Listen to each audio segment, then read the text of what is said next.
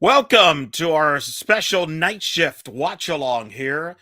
Eric Lopez alongside Bryson Turner. We hope to have some friends with us joining us during the show. We're going to be watching momentarily here in a few minutes. UCF Softball ranked 20th in the country, and other polls are ranked other rankings. There's a million rankings. They'll be taking on Mississippi State, 8 o'clock, about an 8:02 first pitch from Clearwater. First ever UCF softball regular season game in prime time on linear television, Bryson Turner. Historic night for UCF softball from that standpoint here on the final game of the Clearwater ESPN tournament. It's as if this team couldn't make any more history after what we saw last season. I'm excited to see this team appear on ESPN2 once this UFC Unleashed event finishes right now. But Eric, you were down at Clearwater yesterday. How was it down there? Well, as you can see by the face, the sun beat me up a little bit. It was wild. It was packed, super packed, thousands of people watching softball on all these fields. And it felt like a World Series. I've been to the Women's College World Series, covered that before. It's a big tournament. And it's funny because I think I've talked to so many coaches in that tournament. The big concern is people got to remember this is only the second week of the season, and yet it feels bigger. It feels like the season's on the line. And no, a lot of these teams are still growing. And I think we've seen that with UCF this weekend in that, they got off to a good start with the win over Michigan on Friday. Didn't play well against Texas A&M Friday night. Yesterday, I was there for the two walk-off losses. They lost to Duke in a controversial game, 10 innings to the Blue Devils. We'll get into that, I'm sure, as time goes on. And then losing to Alabama in 8 innings. Who, by the way, Alabama just beat Florida State. So we'll see how they come back tonight. They have their one game today. They did a lot of interviews with ESPN behind the scenes today. It's kind of some stuff they're going to use throughout the season. And it's a big exposure tournament. News came out about an hour ago or so that I tweeted out, Bryson, that UCF will be back in this tournament next year, a year from now. So needless to say, that's a big deal too. So it's fun, exciting, heartbreaking yesterday. We'll talk about that a little bit. Now they'll take on this Mississippi State team that rolled South Florida earlier today. It was a super regional team, Samantha Ricketts and company. So it doesn't get any easier for Coach Ball Malone in the night, but it's early. It's a battle-tested schedule, and I'm curious to see how they come out tonight. The lineup is out. Some minor tweaks there. We got Michaela Macario is going to be leading off for the night. So UCF will actually be the designated home team. I wish that was the case yesterday. Maybe we would have had a different result, but it is what it is. We're going to get into all that throughout the night. Make sure you send us comments and questions throughout the night here on Night Shift like we've done. We'll answer your questions. I also want some feedback from people. What is one of the toughest UCF losses ever as a fan? In football or any other sport? Send those in because you can help me out with my Black and Gold Banneret article I'm going to write about UCF softball after this game overnight. So, because obviously that's going to be part of my Duke storyline there as well. We're also going to talk baseball. Bryson was at baseball opening weekend, all 3 games. Baseball off to a 3-0 start with a sweep of Siena. We'll talk a little baseball there. We may talk a little UCF basketball, another heartbreaking loss for them in the last second against Cincinnati, 73-71. So we'll get into all of that throughout the show as we watch this game of UCF Mississippi State here, Bryson. So it was a busy weekend of UCF sports, and you got to see 3 UCF wins on the baseball side. We'll talk about with Greg Lovelady and company. Good start for them. Yes, indeed. So I'm looking at the lineup right now, Eric, and I have actually a couple questions for you. Sure, go for it. Right before the game gets started. So I'm noticing that we have Savannah Adams starting at DP and Olivia Elliott starting in left field. A couple of faces that we didn't really get that. I would say went under radar a little bit because I remember you talking up Jasmine Williams and Chloe Evans and Sarah Willis. But Olivia Elliott, and then, of course, Savannah Adams with her heroics in the conference tournament last year. What are your thoughts on them getting into the starting lineup right now? Well, they were in the lineup yesterday. Elliott was inserted into the Alabama game, and you had Adams was inserted into both games yesterday. Adams swung the bat well in the Texas A&M game. She was the bright spot. She swings the bat well. This is a deep lineup. I think they wanted to give her some at-bats. And Olivia Elliott hit a home run against Alabama in her first start yesterday. for the young freshmen. This is a freshman part of this top 25 class that UCF brought in. So I think Coach Bo Malone wants some players to get stringing the bats well. You're going to play. So I think that's the thinking. The interesting thing is Macario leading off. UCF's tried some different players in the leadoff spot. I think that's been a key storyline there to get runners on base for the big bats like Cody and Doherty, Chloe Evans, Kennedy, and so forth. So I think that's a key factor in this in that lineup. But it's a deep team. It's a deep team. And Adams, as you mentioned, hit the big pinch hit 2-run homer against Houston in the conference semis.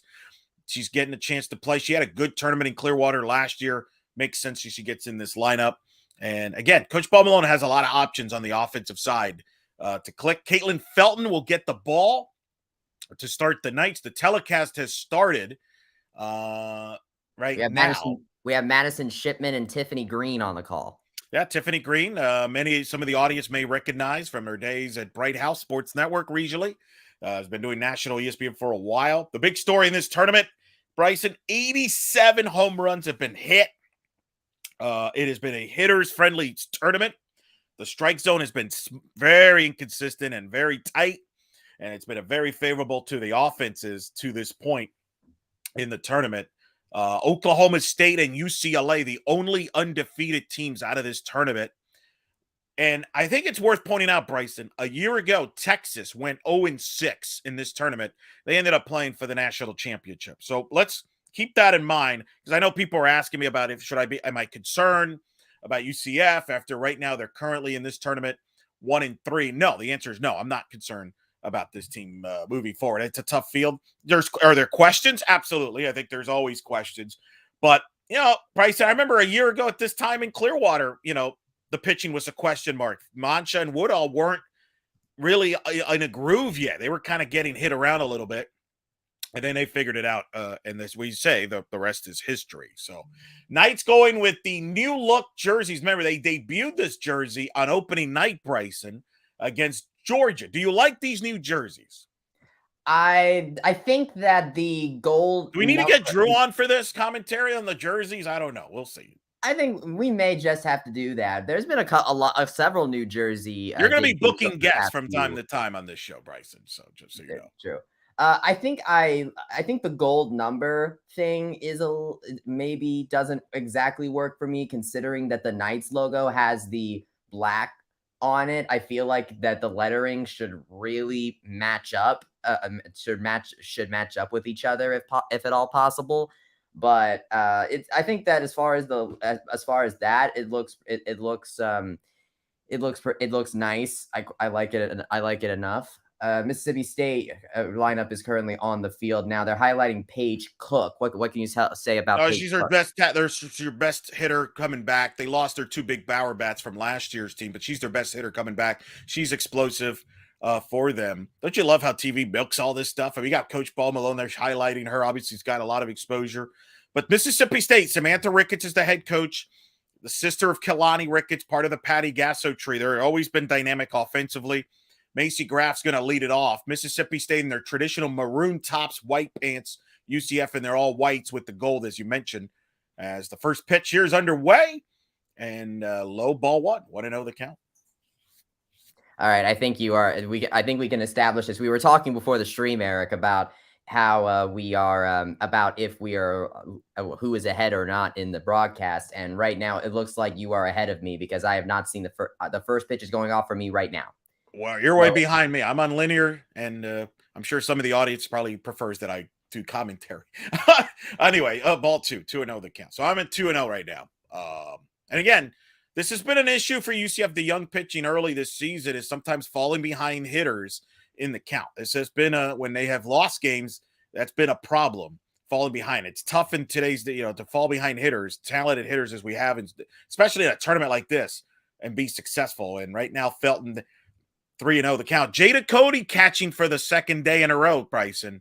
Yeah, she hadn't caught all season until this weekend. So I think you'll see Cody catch a little bit more as time goes on. We'll see how that plays out. It allows him to play Kennedy in third base and give him an extra bat in the outfield as well. So it gives him a lot of different looks, but I think it's also to handle the pitchers. 3-0. It's a strike, 3-1. This is it. Now, Norm, this is going to be a more laid back approach. This is not going to be a broadcast. We're just watching along deal because I have to preserve my voice, Bryson. I've got a game on Tuesday against the Cajuns. I've got a game on Thursday, doubleheader, Friday, doubleheader, Saturday, doubleheader, Sunday, I got doubleheader. So I got doubleheaders all day as that pitch is fouled off. Let's bring a man who's making his night shift debut here. Noah Goldberg. What is up, man? Welcome. How's it going? Well, game's underway, sir. How you doing? Good. I'm probably gonna be like a pitch behind y'all. That's fine. YouTube TV. So don't you rather find out from me what's going on in the YouTube? You know, the television. Always, Zila. It's a full count, 3-2. Of course, both of you have been at softball and baseball already this year. Probably, how many games have you both been on? As the 3-2 is high ball 4? That's a walk. How many games have you both been to now, combining baseball and softball already? Because Noah, did you go to all? I know Bryson went to all 3 baseball. How many did you go to baseball? Yeah, I was there all this weekend. There you go. And you both have been to your handful of softball already. Yeah. Don't you just love it when they show the home plate umpire already? It tells you they're not real. The strike zone's rather interesting. What sorts of pitches are they going? Oh, turn that down. That'll get us in trouble there. Briley St. Clair. Well, yeah, we don't. That's the one thing about these watch-alongs. You cannot air the actual telecast, folks. So, Eric, I have a question for you because you mentioned earlier on that the Clearwater revealed their roster for 2024, and I noticed a whole bunch of teams. How do they determine which teams face each other? Because there's only 5 matchups over the course of the week, but a lot more teams than that. Right. Well, I think it's kind of random. I think they look for. I think TV likes to have some good matchups. Like for example, UCF Michigan was a rematch of the regional final. I think that was made for TV. A lot of it depends on it just kind of there's certain matchups they want to have. Like I saw UCF and Washington in the tournament. Would it surprise me if they paired up UCF and Washington next year with the Heather Tarr, Sydney Ball Malone storyline? No, it would not surprise me whatsoever.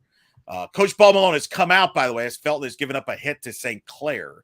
So it's 2 on, nobody out. And I wonder, it's a primetime game. Everybody knows it's a primetime game. I wonder if there's some nerves in there early or not, as they're showing Angelina DeVoe, who has been like their reliever. You both got to like this. Yeah, I mean, you're a diehard baseball guy. You've got to love the fact that softball now has become more and more like baseball as far as hailing pitchers, because UCF's not the only team this weekend. Everybody in Clearwater is using relievers now. It's become baseball-esque. Yeah, no, it's something that UCF is probably going to be struggling with all year long, trying to find the right rotation of pitchers. As you said, like losing Gianna and Kama last year. Just finding the right rotation is going to be a struggle probably all year for them. At least until it develops. How quickly does it develop, etc. First pitch strike, 0-1 the count, and that's a strike. Don't you just love it? Every time a coach comes to talk to a pitcher, first pitch or 2 is always a strike, isn't it? Is it just me, or has it always that been the case? Well, I mean, today, like at the UCF baseball game, Joe Sheridan went to go visit one of the Siena pitchers, and first pitch after, I don't know if it was a strike or a ball, but it was a double off the back wall. So, well, I see that's smart. If I'm a hitter, I'm getting ready to swing because I feel like 90% of the time it's a strike call they're going to throw. But but they're showing highlights of the Mississippi State Michigan game. I was actually at this game too. Mississippi State lost a heartbreaker by 1. Chloe Malalulu, this is a big bat for them. And this is the problem. You got a 1-2 count to Malalulu, who check swing, grounded to second. I have 1 play. They'll throw to first. That's an out. But that's a productive out for Mississippi State. Hit the ball to the right side, gets to 2 runners in the scoring position. So second and third, 1 out here in the first. Mississippi State threatening. They're an aggressive offense. I mean, that's very typical of Samantha Ricketts, who was a great player at Oklahoma. They got to the super regionals. They upset Florida State in the regional last year in Tallahassee, and then lost to Arizona in the super regionals. And I think, you asked Bryson, how do they come up with these matchups? Hey guys, I think part of it is they wanted to match up these 2 teams because these are 2 teams that perhaps to some a surprise made it to the supers last year. First pitch swinging, grounded to second. They're going to throw to first. The run will score. It's 1-0 Mississippi State. UCF's playing back defensively. They get the ground out, 2 outs, runner at third. How does it feel? Now you know what it feels like when I'm in the booth. Yeah, no, yeah. I mean, even if it's a little bit of a relaxed tone, but even a relaxed Eric Lopez is. The problem is I'm actually more intense when I'm not on the air watching UCF games. That was very rough for me yesterday. I'm watching the game and I had to control my emotions a little bit. At least when I'm in the booth, I'm in control. I'm thinking about what the director's telling me. I'm thinking what Francesco or whoever I'm working with as an analyst is telling me. I don't know. I just have a different personality. You gotta have me on one of these broadcasts sometime, Elo. I don't make Kirsten Landers, the Florida State transfer coming up for Mississippi State. I don't make those decisions on who goes on the air. I can make suggestions, but you know. Well, the problem is you're not a 3-time All-American like Francesco's. Well, can you talk about like how they make decisions when there's conflicts? Because I remember I was on Twitter earlier and someone asked why baseball wasn't on TV today, and if there was going to be TV on Tuesday for the FAU game. What's equipment related? All I'll say, it's equipment related. Basketball gets priority. Even though the game tonight was in ESPNU, I know it's UCF control room and a lot of their cameras are used for it. So basketball's priority. So that's probably why baseball was not on. And there's women's basketball and softball on Tuesday. So my guess probably why baseball wasn't on ESPN today is because Mark does basketball and basketball. Correct. Where you do softball, so he doesn't need to be there. You can't be in 2 places at once. So with softball last week, they only really needed 1 camera here. Like they can't get a broadcaster. Well, if you watched the Wednesday broadcast softball in Missouri, we had basically 1 camera. Yeah. While women's basketball got all the cameras. So softball's a smaller field, so you can get away with 1 camera. Baseball, you really can't. Hopefully, boys, when we go to the Big 12, this will solve some of those issues where we have more equipment and more ability to do different stuff. And there's a swing and a miss. It's a strikeout. The ball goes to the backstop, though. The throw to first to complete the strikeout ends the inning. A wacky ending to the inning. Wow. Good Lord. And that just saved a run, because if they don't get the runner out at first, that run from third scores on a strikeout, which I don't think I've ever seen that before. Have either of you in baseball or softball ever seen a run score on a strikeout? Thankfully, we did not in this case. They're going to the bottom of the first, 1-0 Mississippi State. I would say that's the difference of having a player like Jada Cody behind the plate right there. Woo! Yeah. Well, and of course, obviously, the story, Ashley Griffin's out for a little bit with an injury she suffered in the fall. They're hoping to have her back soon. But in the meantime, they've tried Emerson Lee, Carson Fryer, Aubrey Evans at catcher. And then now you're right, Jada Cody the last 2 days back at the catching position. Got away with it. But a big strikeout for Felton there. Keep it at 1 run. Knights will come to the plate here with the commercial. Bottom of the first. The beauty here about night shift, there is no commercial. So what did we miss? Since you brought up that there was no broadcast of the baseball game today, boys, you were both there. What did we what did we miss today? For those that were not there in attendance. Nothing. You missed nothing. What a sell job. No, don't sell this team short that much. I mean, you missed a 20-hour bus ride for Sienna back to New York. Woo! Noah bringing flames. I mean, like, it's the truth. Yeah, you can see their bus sitting beyond the third baseline. It's a long bus ride. Yeah. I mean, props to them. They're getting money from UCF like football games like South Carolina State, but I mean, well, yeah, I mean, it's a tune-up. I mean, if you're baseball, though, the Saturday game was a little tricky, boys. 2-1. Like, we need a little margin of victory. We don't need that close of a margin. It's can't avoid those, but I mean, it happens. I mean, it happens. Any given day, it depends on who you throw out there. So, well, plus, like yesterday, the wind was blowing in. Balls were not flying the way UCF wanted them to, like they did on Friday and like they did today. So a long ball just wasn't working until the very end. But UCF's game just wasn't working on Saturday, and luckily they found a way to pull through. All right, so Aspen Wesley, a senior from Mississippi State, getting the ball for Mississippi State. She'll face Macario to start, then Cody and Doherty here at the bottom of the first. How does it feel to watch softball on linear television in primetime? First time ever. I always quite like ESPN's Diamond Sports graphics package. So to see a little bit of that is great. And any time that they're able to dish out for women's sports, the better. So I was on the ESPN app recently, and I saw Athletics Unlimited Lacrosse as a little button option on there. Macario with the butt gets on a single. Bunt single for Michaela Macario. I guess One of the things I guess that's why she's leading off. Well, I think that's been something. They're trying to find a true leadoff hitter. And one of the issues they've had so far, they've hit for so many home runs. We haven't seen a lot of small ball from UCF. And that's something that I know Coach Paul Malone has been working on and they want to get better at early in the year. And I think Macario is a good factor. She hit her first career home run against Michigan. I did not know she had power, but she did there with a home run against Michigan. But that's her game. And she gets the Knights off to a good start here at first base with Cody at the plate now. Man, that looked like a little bit of a miscue there from Mississippi State's first third baseman right there. Well, you can check the stat tracker, see how they officially scored it. I got too many other stuff open.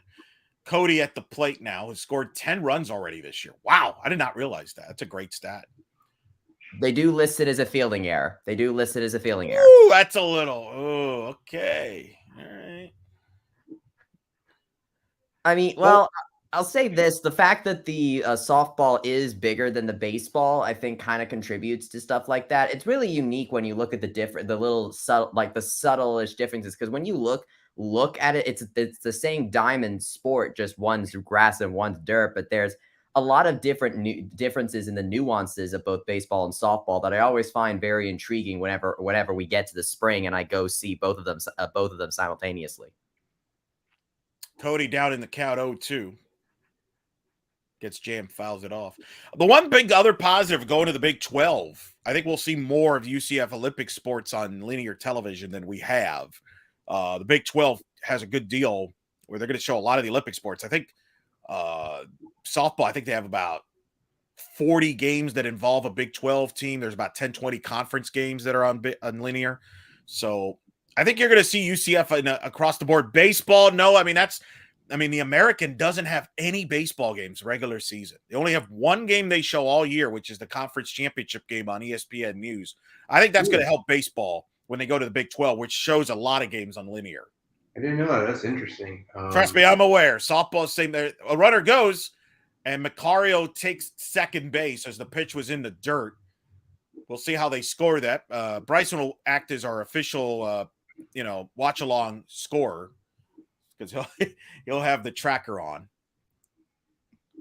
Oh, that ball hit Macario on the throw there. Ooh. Oh, yeah. I can see her grimace a little right there. Oh, right in the left knee. Yeah. She seems to be all right. Yeah, she can run it off. Let me know if they score that as steal. 1-2. Cody muscles one to the third for the out. Good pitch there. They jammed her there for the first out. They call it a wild pitch, Eric. Okay. Yeah, see, normally in the broadcast, I have the tracker up in front of me so I could tell right away, but I'm busy talking to you guys, so it's a little more relaxed. So I'm not gonna be on top of every official scorer today. This is our first live regular season night show. We did a football opener with Drew, the highlight being his wife was entertaining during every touchdown and screaming. And then you and I did the UCLA PKs match, which ended like 1 a.m, something like that. It was late.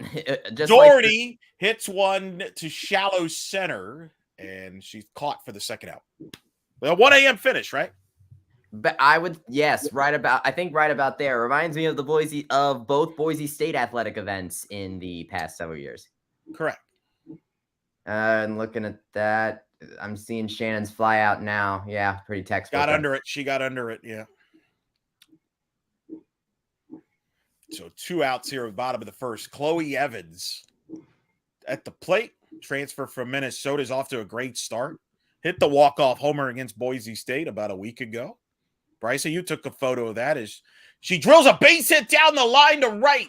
That's going to tie the game as Macario will score. It's an RBI double for Chloe Evans, who continues her torrid start to the year. 1-1 game. That's the Big Ten effect right there. Chloe Evans, whose parents went to the same high school as UCF volleyball head coach Todd Dagenet. They're about a year apart. And how about Chloe Evans, guys? Huh? What an addition. I was literally just about to say when she popped up to when she came up to bat, I was thinking if anybody is going to score Macario in, it's going to be her. What a stat there, Elo, with the same high school as. You love that? Was, yeah. Todd reached out to me and told me about it. And he found out because Chloe, the home run against Boise State, they were watching the game. And I think Todd's one of his family members, maybe his brother, told him, hey, look, her parents went to the same school as we did. And so they've connected from what I understand. How cool is that? And all of that happened, they noticed, because she hit the walk-off homer against Boise State. Savannah Adams at the plate. Runner at second, 2 out here. 1-1 game. You know, after her heroics in the AAC conference tournament against ECU, I'm really glad that she's getting the opportunity to get Houston. Some more Houston. It was the Houston. Well, it was, but it was ECU hosted it. At ECU. Right. Yeah. That's why I'm referring to the location, not the opponent. But ECU hosted the softball last year. game? Yeah, last year. I thought Wichita did. No, that was no, ECU did. ECU hosted last year. Oh. 0-2 the count to Adams. You got Evans at second. 2 out. Ball up high, gets past to the backstop. That's a wild pitch. And that's going to get the runner to third at Evans. So 1-1 game. But yeah, you love that stat. Yeah, no, that was cool when I heard about that. I had no idea. And I think from what I understand, I think Todd is going to try to go see her play when he gets back from recruiting and stuff or whatever I don't know how volleyball off season works, but I know he's out of town. So he's going to try to see her play at some point this year. So that's a cool little Midwest tie, as they say. Well, I think I met her dad in Clearwater. His dad tries to take video of all her at bats. As Adam strikes out to end the inning. Adam struck out an off-speed pitch, but the Knights tie it up on the RBI double by Evans. It's 1-1 through 1 here in Clearwater. But when did you get back from Clearwater? About 10:30 at night last night, just in time to watch the main event of Elimination Chamber between Sami Zayn and Roman Reigns. Is Nick doing okay there, Bryson? I know he was a little under the weather, so I don't know how he's doing. We've checked on him. Yes, actually, Nick is doing okay under the weather, all intents and purposes. But if he wants to join us, tell him if he wants to join us, he can. He has to be no coughing, as you can relate to the women's soccer game where you had to mute yourself often that night. Yeah, she had yes, that I do remember. That was a fun night.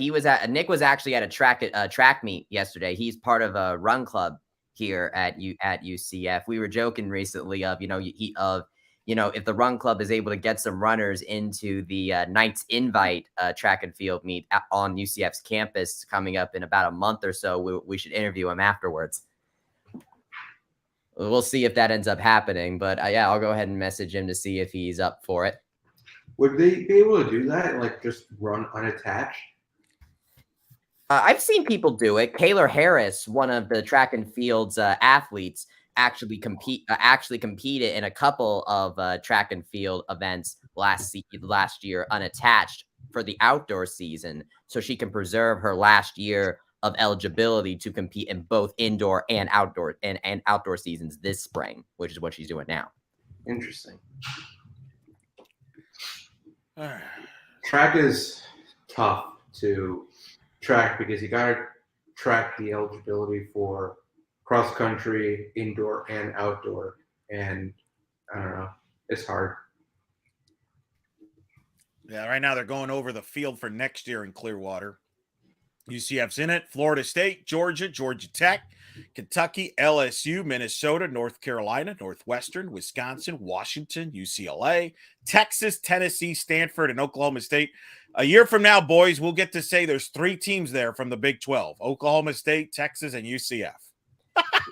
Now that we know that George is going to be, do the coaches get their their slate of games for Clearwater before they start setting their non-conference schedule? It's usually done in the summer and the fall, as the first pitch is drilled to right for a double. So Mississippi State off to a good start with a double. Yeah, I don't know. Obviously, for example, I know what you're alluding to. Like if UCF Georgia try to play again and at home, they're going to obviously try to tell them, no, we're going to play during the season. So yeah, there's usually, I'm sure there's communication going on, but I have no idea. You know, when I look at and who knows? Those two might just decide we'll play in Clearwater instead of Orlando. Who knows? Heck, ESPN may want that game too. I mean, that's the other thing. They may want that game. I mean, why not? Those two have done very, very exciting games the last 2 years. You know, when I'm observing the surroundings there at Clearwater, it sort of reminds me of the Oviedo the Oviedo Recreation Center complex close by. With the baseball, softball fields around there. What was the environment like? I know you kind of talked about, kind of being there yourself, but what was it like being in that environment with so many softball games kind of surrounding you there? Because I took a look on Google Earth, and you could have 3 or 4 softball games going on. It's wild. It's wild because you got so many people are really hovering around. There's people, it's crammed. You've got, and then people just kind of trying to watch two games at once. You could do that depending on where you're set up in the fields. I personally think they're going to need renovations on that stadium or a new stadium. I know there's been talk that they're trying to get a new stadium because this tournament is so popular that I think the tournament, when they put this at NEC Moore, I don't think they ever imagined this big of a crowds for this tournament. Usually softball, these tournaments in February don't draw the crowds like this tournament has. And so it's a little outdated in certain aspects of that, but it's fun. If you're a softball fan, it's a dream. Like I'll give you an example. I watched UCF Duke, watched UCF Alabama. Then I walked over to the next field, watched Arkansas against Louisiana Lafayette, took a trolley to the fields 8 and 9 to watch UCLA, Virginia Tech, Michigan, Mississippi State. So, I mean, it's, you could be there all day as that ball is popped up to left. It's playable. The wind playing a role here, and the catch is made. That wind, boys, kind of caught that ball a little bit, swirled it a little bit to the right. So that tells you that the wind's blowing left to right. It was the case yesterday when I was there. Fortunately, the ball was well played there and it's 1 out. That was the youngster Olivia Elliott with the catch there at left. I wonder if Eddie Seymour could do for a renovation that is that can sort of make it similar to Cooperstown Dreams Park. I don't know if any of you guys have been up there, but my brother was part of a travel ball team that competed up there one summer, and we went up there, and it was a really cool environment there. Do you think that kind of something along those lines, like what kind of things do you think that this invitational is going to need in the future in order to kind of meet the demand that it seems to be getting now? I've not been to the Cooperstown one, so I'm not as familiar with it, but I think I know what you're talking about. And I do think they need to grow it. I mean, that ball hit to first. Doherty's going to go to first base to get the out. 2 outs, runner at third now in the second. They do need to expand it. I think that's a good deal. I mean, they need to expand it because it is crammed in, Bryson. It's very uncomfortable. I have mixed feelings when I'm there. I enjoy seeing the games and stuff, but it's hard to work. Like, it's not a media-friendly situation.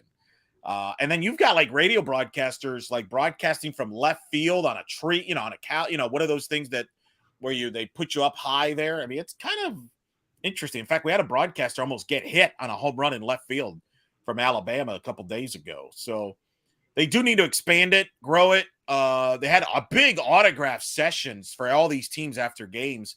I was blown away. UCF had to do their autograph session after the Alabama game. They were over in right field. There was like thousands of people of autographs they had to sign. I've never seen that before. I was blown away. Wow. I just saw on the NCAA softball account. I don't know if you've seen this, Eric. Charlotte upset Georgia 6-5. Yeah, 6-5. Yep. So it's a good win for Charlotte.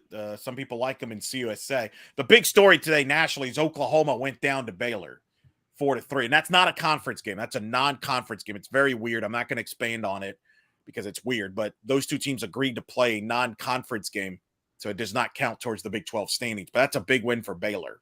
Two future UCF opponents next year. CUSA does that sometimes. I know. No, boy, you love the CUSA. It's been a banner year I for them. wouldn't say I love the CUSA. I put up having a great year with FAU basketball in the top 25 for a period of time. Softball, North Texas is in the top 25 in CUSA, and Charlotte could be their big threat there. But a big win for Charlotte there. 1-2 count here with a runner at third, 2 outs here. Let's see if Felton gets out of this. Well, I mean, in that case, I mean those call it up. See there. See, I wouldn't say that if I was on the broadcast, but this is not a broadcast; it's a watch-along, so I could yell at the ump. Those that wasn't a strike. I know, but I wanted to yell. Oh, those upward trends though of those programs you just described, I think that seem to bode well for the Americans softball. No, I agree. That's a great point. Charlotte, North Texas will be members of the American. FAU. No, Jordan Clark, first-year head coach there. I think the American will be okay. I think they'll be okay moving forward, at least for softball. I can't speak – and I would imagine baseball too. No, I'm going to defer to you on baseball and the American, what that's going to look like. So I would assume with Bryson and FAU, right? The American will be okay for baseball because they've got Charlotte, who's been on fire the past 2-3 years. They got FAU, who's a perennial 1, 2, or 3 seed coming out of the well, not seed, but like ranking in the conference. And then you got North Texas doesn't have a baseball team. Wait, who doesn't have a baseball team? North Texas. Really? Yeah, they've got a really good softball team, but no baseball team. Wow. And then you've got Rice, who with Jose Cruz Jr. I don't know. We're waiting for them to be good again, but I don't see it happening. And then who else? We got UTSA, who's really coming into their own. Mississippi State, by the way. Mississippi State's taking the lead, a base hit to left field to take a 2-1 lead here in the second. So 2-out hit for the Bulldogs there to take the lead. That's disappointing. Runner at first, 2 outs. Continue, Noah. Yeah, no, sorry about that. Yeah, you got UTSA, who's going to be really good the next 2-3 years. They've got a really a veteran squad there. And then who else do they have? UAB. I mean, it's UAB. Like UAB baseball is. I feel like they're just grasping at straws. I don't know. And then who else do you have? North Texas, Rice, Charlotte, UTSA, UAB, and FAU. So the American's going to be all right next year with Houston, UCF, and Cincinnati leaving. Cincinnati baseball, I don't think they're okay, but with UCF and Houston leaving, they're losing some teams that are near the top, but they're getting a whole slew of teams that can really take over the conference there. I mean, ECU is really the biggest standout there in the American, and I think that UCF and Houston leaving isn't really going to change any of that. I mean, USF has actually been pretty all right in baseball. I mean, they did take the conference tournament a couple years back. Yeah, no, they're good. And making it to supers, I mean, they're a team that can really cause some teams some headaches. And going into next year, you could see a lot of rivalries start to play out, like ECU and Charlotte. That's going to be a great series to watch over the next few years. 1-2 is hit to center, playable. Rowe under it makes the catch. Inning over. Mississippi State gets a run. They lead 2-1 as we head to the bottom of the second. Here on Night Shift. Obviously, UCF will go to the Big 12 next season for softball and baseball. All right, let me give you this opportunity, both of you. Give me your big takeaway from the UCF baseball 3 games this weekend against Siena. I'll start with you, Noah. What's your big takeaway? Okay, let's see. I would say they're preserving their pitching very well. They took Cam Leiter out after 4 1/3 yesterday, and he was doing really well. Hadn't given up a run at that point, I think, right, Bryson? And I feel like this year they're trying to prevent what happened last year with Connor Stain, David Litchfield, and Hunter Pattison all getting hurt within a span of a couple weeks. And that really hurt them down the stretch and going into the conference tournament where they didn't have the pitching that they needed to go into conference play. So by being able to preserve their pitching, it's going to be great. With Ben Vespi coming back soon, and Andrew Sundin coming back soon, it's going to be great to see how this team with a full slate of weekend pitchers and possibly a strong midday pitcher or midweek pitcher, they're going to be a force going into conference play, I think.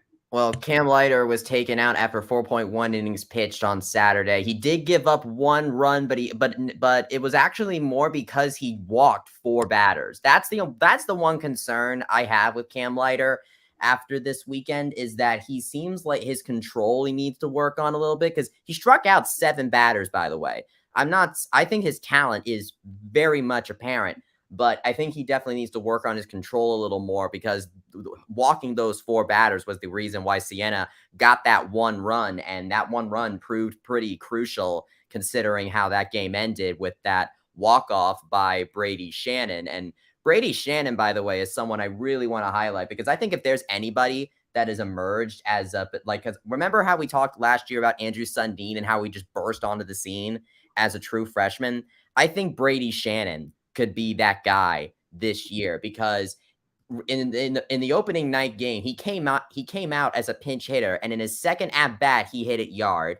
Then he got both runs for UCF in that 2-1 victory against Siena. He had an RBI single in the 5th, and then that walk-off homer into the wind in the 9th.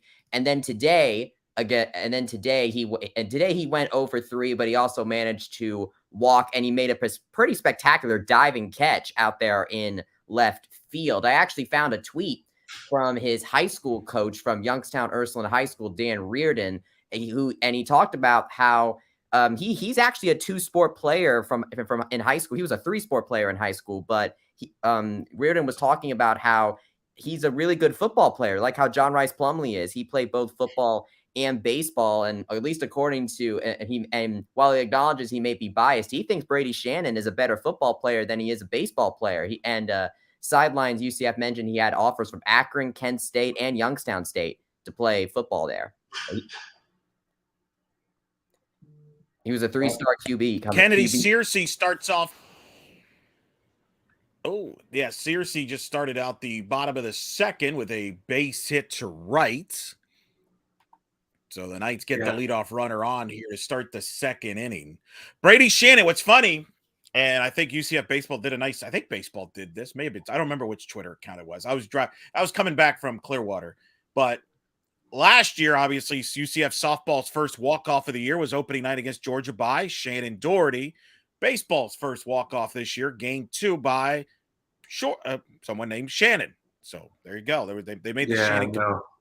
UCF baseball posted that. That was pretty funny. Yeah, pretty good. Pretty good. Yeah, he's got a lot of power in the fall ball game against Bethune back in October, November. He hit like a 450-yard home run. Kennedy just stole 2nd base. Remember we talked about this in the pregame, Bryson. UCF small ball trying to get more diverse offensively. We're seeing that tonight. Kennedy with the stolen base. And I believe Olivia Elliott is at the plate for the Knights, the young freshman who played baseball till she was a 6th grader until in Cambridge High School, I believe, or Cambridge School. And they told her, can you catch this high school pitcher by the name of Aaliyah White? She did. And she became a softball player ever since like that. And she just drops a base hit in. Kennedy Searcy's being sent home. She will score to tie the game up at 2-2. And once again, the Knights respond here in the 2nd inning. That's Jasmine Williams with that. I can't tell with the white numbers there. Jazz Williams. Olivia Elliott's on deck, but Jazz with the base hit. I told you, Eric. I told you I didn't like those numbers.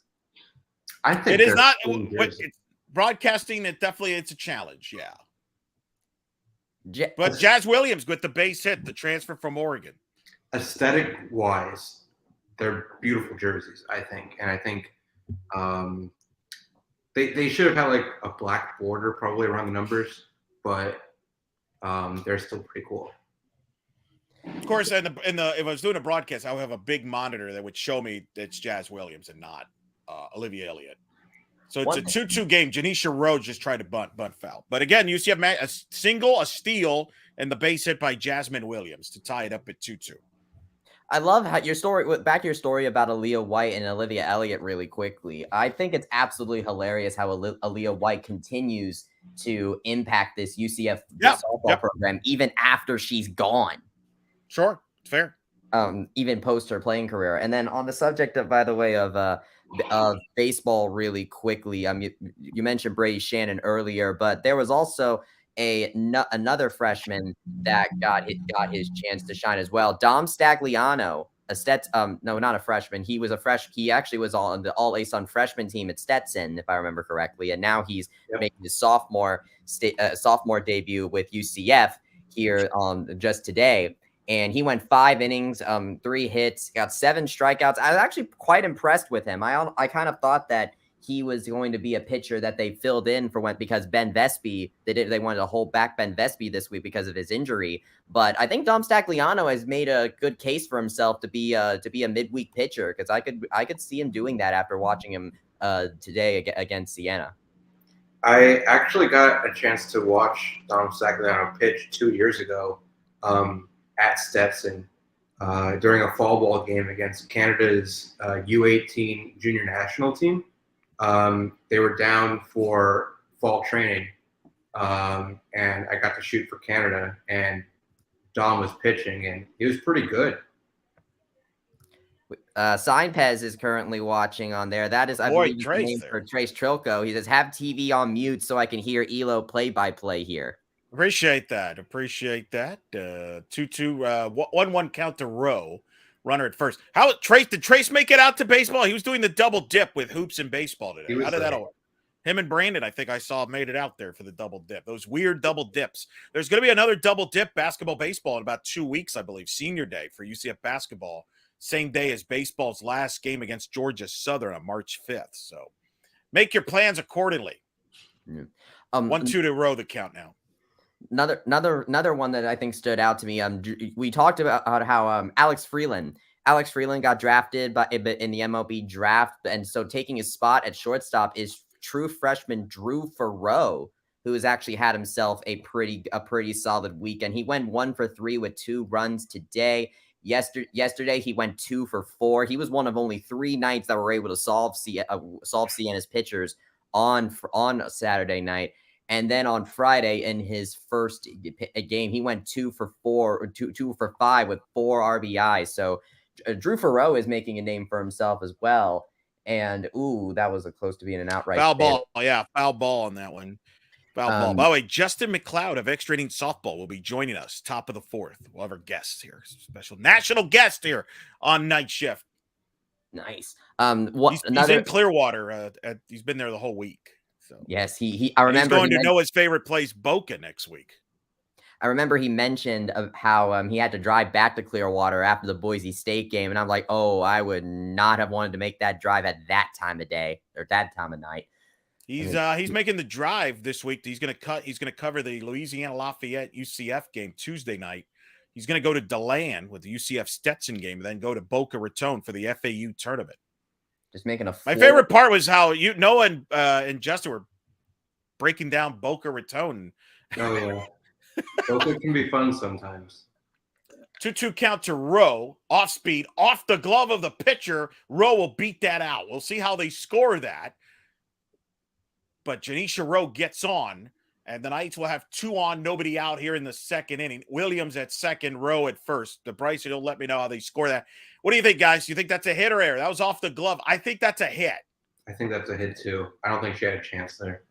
Because she was just instincts there trying to get the glove up. We'll see how they score it. It's called Rowe single to pitcher. Jazz Williams against a second. So that is listed as a single. We nailed that, Noah. We nailed it. Noah, so here's a little UCF baseball question that I have that I'm curious about with you. So this weekend series, we saw that Greg Lovelady shuffle the outfield with center field and right field between Brady Shannon, Corey Robinson. Let's hold off on that. Let's hold off on that as Olivia Elliott drills one to off the wall to center, and that's going to get a run in as Williams will score. And the Knights have taken the lead as they have, what a crushed hit by Olivia Elliott, a 2 RBI double, and the Knights lead 4-2. I told the story about Elliott prematurely earlier, and she just drilled that ball to center field over the head of the center fielder, off the wall, scoring Williams and scoring Rowe, and the Knights have a 4-2 lead. Olivia Elliott with a 2 RBI double. Coach Bear's squad has no shortage of bats. It's amazing. Like, they can get hits at any spot in the lineup, and it's amazing to watch. True freshman power right there. Woo! I mean, and I was there when she hit the homer against Alabama, was crushed. I mean, my goodness, Noah, that's a great description of what we have offensively. In my 16 years, this is the most powerful UCF offensive lineup. And from the standpoint of depth, as far as players that can hit the ball out of the park, it looks like Mississippi State's going to make a pitching change here. Bottom of the second, Knights with a 4-2 lead in the second inning. So they're going to have a new pitcher. All right, now, Bryson, you could ask Noah about the outfield. Bryson, before you do, I don't want to get ahead of ourselves here, but UCF hasn't beaten an SEC team this year yet. Oh, come on. It's early. However, first weekend. I don't know. We're kind of looking. It's to feel them out, to see what do we have with this UCF baseball team. And as far as the outfield, because the outfield was vacated of 2 positions, Jeffrey Pena and Trent Taylor both graduate out of the program and moving on in their lives. And so now with those 2 positions up for grabs, there's 3 outfielders that Greg Lovelady has to fill those positions. There's Florida transfer Corey Robinson, John Rice Plumlee, and the aforementioned, we've talked about him earlier, Brady Shannon. This year, this series, he's kind of switched off between the 3 of them in about an equal measure. John Rice Plumlee started in center field in the first game 1 and game 3. Corey Robinson was in center field for game 1 and 2, and then Brady Shannon was in right field for both games. So I'm intrigued to think, do you think that he's going to maintain that rotation for a lot of the season? Do you think maybe Brady Shannon or Robinson might earn more starts as the season goes along? Because Brady Shannon certainly has made himself stand out this opening weekend. Yeah, I think so. Corey Robinson's your standard athletic build type there out in the outfield. And he can play basically any position. In center field, Plumlee, center fielders are where you put your speed, and he has that. And we know he's got the arm too. So he'll be comfortable patrolling center field out there. And then right field, I think we'll see a lot of Brady Shannon out in right field, because that's where you put your strong arm to nail down guys at the plate. I think it's going to be a quite capable outfield this year. Michaela Macario now to lead hitting. We're at the top of the order for the Knights. Runner at second, nobody out. New pitcher for Mississippi State. We're only in the bottom of the second. It's a 4-2 game. Hope you're enjoying Night Shift. Here we're talking some softball, some baseball. Douglas has chimed in. The live game chat is awesome. Thank you. We'll see how we'll see if we do this again down the road. Results will definitely influence that. Right now, 2-0 the count to Macario here in the bottom of the second. Because we're talking to 3 diamond boys right over here. What is this? Kyle called the diamond, we're at the diamond sport or whatever. Kenley Hawk pitching for the Bulldogs. My goal this year is to get Kyle to come out to a baseball or a softball game. You might take a miracle there, brother, but yeah, I wish you luck. That's my goal, and I won't stop until it happens. We may need to wait until after basketball season's over. Even if he just comes for an inning, I'll take it. Ooh, an inning. Oh, I like that. Now that could, make a cameo. I like it. Okay. I like that. Bryce, are you going to help Noah out with that? I'll certainly try. I came, joining Kyle for football and basketball is fun. I think it would be fun to have the roles reversed a little bit and have Kyle come and watch one of my sports. Has either of you done the double dip, baseball, softball at the same day? Yes. Last year, it was the Sunday game against Siena. Yeah. When basketball played ECU, it was odd because the baseball game started at 1, So I went to like the first inning or so. Then I went to the basketball game. That was the buzzer beater by Darren Green Jr. Yep. And then I came back out expecting the baseball game to be over, and it wasn't because UCF had scored 18 runs. So it took forever, and there was no run rule that day. Payoff pitch coming to Macario, 3-2 against Hawk. I remember. And Macario fouls it off. I believe I've done the double dip before. I think I remember there was one baseball game somewhere that was over, and I remember looking and I saw that softball was still going or was close to being over, and so I booked it from the baseball stadium from Johnny Leano Park to the Plex to do the post game. I don't think I've ever done like a full on game back to back, if that's what you're referring to. But I remember, I think I've done it once or twice where I went to baseball and then booked it to softball for the end of that. Macario strikes out, so Hawk gets a big strikeout for the first out here in the second inning. So in 2020, this was literally the week before the season, well, the world came to a stop. I was calling baseball and softball in the same weekend. UCF baseball was hosting UC Irvine, I believe. No, it was not Irvine. It was Cal State Northridge. Oh. As Jada Cody says hello with a base hit, driving in Olivia Elliott, and the reigning RBI queen, Jada Cody, with an RBI hit, will give the Knights extend the lead to 5-2 with a base hit to right, and then took off for second. So an RBI hit for Cody, who's now at 126, 126 career RBIs, 5 away from her former teammate, Jasmine Esparza, for 4th place all time.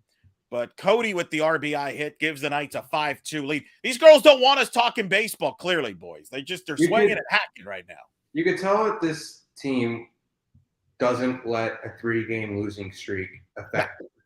And it's great to watch because you will have teams that let losses affect them game after game. But here it's like those losses never happened. Doherty on a 1-0 hits a grounder to second. They'll throw to first. Retired Doherty. Cody goes to third on the play with 2 outs with Chloe Evans coming up. Productive at that. Yeah. Let's see. I'm looking at so she's chasing right now. She's chasing Stephanie Best. By the way, I love that the fact that the first place person on a lot of these offensive stats is the fact that her last name is Best is just absolutely perfect for anybody that's going to chase after her records in perpetuity, like Jade is doing right now. But right now she sits at how much again? 126, you said? I believe 126, yeah. So here's the question, because Stephanie Best got 213 RBIs. Yeah, no, she's on pace to be close to that. She's got this year and next year. I think it'll be tough, but I'm not going to count her out. Eli, you want to hear something crazy going on in college baseball right now? Okay. Cal State Fullerton is playing number 3 Stanford. Yeah. Stanford was up 11-6 going into the 9th inning. This game is played at Fullerton. So Fullerton came all the way back, tied it up, went into the bottom of the 9th. Stanford got another 2 runs, 13-11, went into extra innings. It's now the middle of the 10th, and Stanford scored 8 more runs and just won 21-13 in 10 innings. That's a football score right there. Yeah. You're going to see that from time to time, especially in the Sunday games in college baseball. As Evans, I think, just grounded out. Did I just see that right? Do you think she just grounded out to end the inning? Yeah, it went off the pitcher's glove. Second. But the Knights' offense explodes, and then some, and have the lead. Olivia Elliott, 2 RBI hit. Jada Cody with an RBI hit. 5-2 Knights through 2 here in Clearwater. So I'm going to finish my story. So 2020, I'm calling it's CSUN versus UCF baseball. they played a doubleheader on a Saturday. So I did the first game of the doubleheader baseball. Softball is playing that night. Baseball and okay.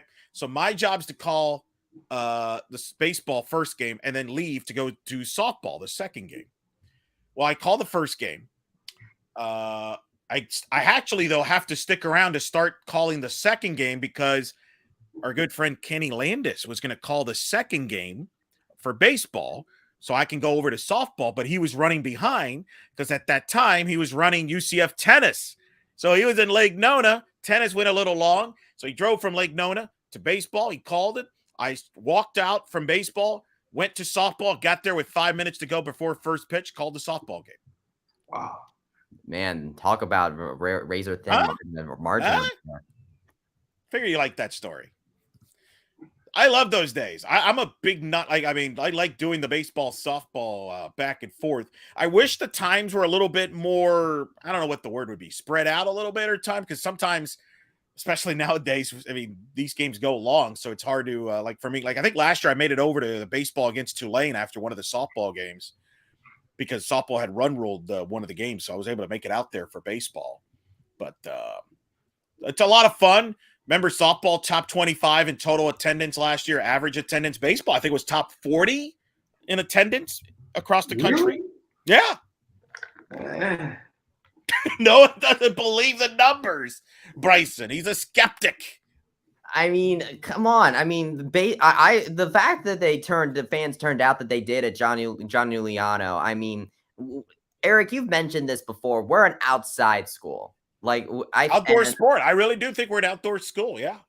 And and it's really cool to see, like John Giuliano Park is a really cool place to watch a baseball game. I can well, and it's going to get even cooler with the big news on Friday with the anonymous donation, $5 million to the school, $4 million of it to go to baseball, $1 million to football. It's apparently a former UCF baseball player. Is that correct, Bryson? Is that the word? From what we've heard, yes. I think baseball was something that the baseball thing was something we've heard around the grapevine, but for sure it's a former varsity knight was the official. I think baseball was in the press release. The tweet said former varsity knight. Former varsity knight. I have a feeling, by the way, that we're eventually going to find out who this person is. No, it was you, wasn't it, Noah? Just come clean. Yeah. Because you know, if you remember back in June when the Hagels donated their $5 million back then, they got the football campus named after them. So if that type of donation is got like a name, like naming rights essentially to the football campus, then I have a feeling that we're going to find out who this donor is once their name is attached to some kind of building or architecture or something rather that their donation will contribute to. Top of the third, Felton down in the count 2-1. And it's a grounder to second. Quick play by Macario. That's off balance, and the throw is off balance there. That's a tricky hop. Mississippi State will get on. We'll see how they score that. Bryson will let us know how they officially score. That's a hard play for Macario. Charging in on a tricky hop, rushed the throw, and it was off balance and wide. They call that a throwing error. Yeah, definitely a throwing error. So here's a little story that I think you guys will like. So one thing that I love about this Siena series is that it allowed the baseball team to get some of their backup players into the game for a little bit to have some playing time. And one of those players that got an opportunity to play was catcher Keanu Suarez, who is actually a walk-on, Eric Lopez, from the UCF club team, the UCF club baseball team from last year. And so he got the opportunity to play in game 1 and game 3, and he made the most of it. In game 1, he got what I think I heard Brandon Helwick call a little league home run, where he basically got a hit, but through a comedy of errors from Siena, he managed to make it all the way around the base pads back to home plate. That's why we call it a little league home run. And then today in game 3, Suarez came up. He reached on an error in the bottom of the 5th, but he got an RBI. He scored in fellow UCF UCF varsity baseball newcomer Caden Matheny. And then, but he also in the bottom of the 7th got a run rule walk-off RBI double down the left field line. So this walk-on really had the chance to shine, and we got a chance to talk to him after the game. And I mean, he was just a fit to be tied. I actually spoke to his mom walking back to my car after the game on Saturday or Friday or something, rather, one of the games. And she was absolutely so proud of him too. Like the support he gets from her is amazing. But the point is that Keanu Suarez's story for this, the fact that we got to see a walk-on do what he did this season, like he'll remember this stuff for the rest of his life, even if he doesn't get a chance to play on the field anymore. 1-2 the count. Runner at first, nobody out, top of the 3rd. Felton pitching here. 5-2 lead for UCF. We're an hour into the game, by the way. We're approaching an hour into this game. Bryson, he was talking about just, and I think this is great, just being able to do whatever he can to help the team. Like, so they have, so they have Cole Russo and Ben McCabe who can catch. They have Andrew Sundin coming back, and they have freshman Riley Parker who can also catch. And so that kind of sticks Keanu in like the 4 or 5 spot for catcher, and he'll probably get some reps later in the season. But I mean, it's kind of like he's already playing with house money coming on from the club team, and it's just going to be an amazing story, I think, going through this season. And it's just a great attitude that he has, just being able to help the team in whatever capacity, and just to help them win. It's a great attitude. I love it. Yeah, it reminds me of Pooh on the men's basketball team. Like, it's so amazing to me that these two walk-on stories end up coming together right around the same time, or right around the same week, where we see Pooh making that jumper against Tulsa, and then we have Keanu doing what he's doing with the baseball team. And it's not just Keanu that was saying that. Like, everybody was. I think even Dom Stagliano was talking about how he will do whatever he can to help out the team. So there's a really good sense of like buy-in, I think, from this UCF baseball team that I'm really digging with. And it's very flexible too, because one thing I saw, you talked about Cole Russo and how basically between Cole Russo, Ben McCabe, and Nick Romano, they're kind of shuffling around. Like Nick Romano can DH a little bit, and Ben McCabe plays first, or Cole Russo plays first. And to see this like flexibility with this UCF baseball team, I think is going to be very key, because health is going to be a really huge deal. I think my reaction was the same. Shannon Doherty just made an insane play, dove to first to beat out the Mississippi State runner after she bobbled the ball on the ground out. That was a great play. Great play there. Gets the out. Runner at second, 1 out. That was the 8th pitch of that at bat. And first pitch, ball 1 is Felton right now just trying to find a rhythm here. Already up to 47 pitches, facing Fapito.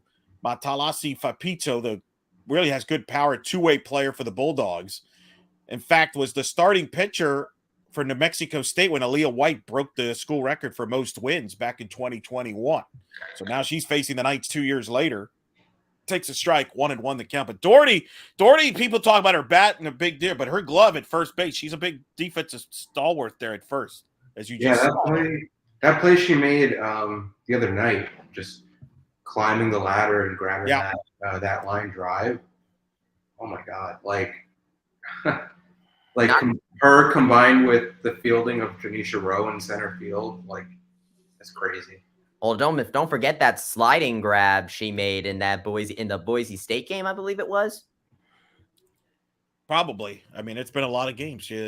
Right now, 2-1 the count. So again, Felton a little behind the hitters. This is where you get yourself in trouble here. 2 balls and a strike. That graphic that they just put up a few minutes ago. Ground out here. Big ground out to get the out. Runner goes to third, 2 out. But big graphic you're talking about, Noah? That Vanderbilt doesn't have a softball That's team? correct. So they were showing the graphic about realignment for next year in the Big 12 and the SEC, with Oklahoma and Texas going in 2 years. UCF and BYU, Houston joining in softball next year. Yeah, the SEC will be a 15-team softball league. Vanderbilt does not have softball. They just announced they're actually now beginning a volleyball program. They're at the beginning stages of a volleyball program at Vanderbilt. See, that blows my mind because they're one of the best baseball teams in the country. And Corbin, yeah, I agree. Yeah. And they put so much money into their baseball team. It is without a doubt the best sport at Vanderbilt. Yes, it's a baseball school. Absolutely. Why not try and parlay that with a softball team and double your success? I've said the same thing about the Miami Hurricanes. They don't have softball. They have baseball, but they don't have really. Softball. Yeah. You see, that's something that I knew, but I just never thought about twice. You should ask Justin McLeod when he joins us in the fourth inning. He's had long articles about this stuff. Wow.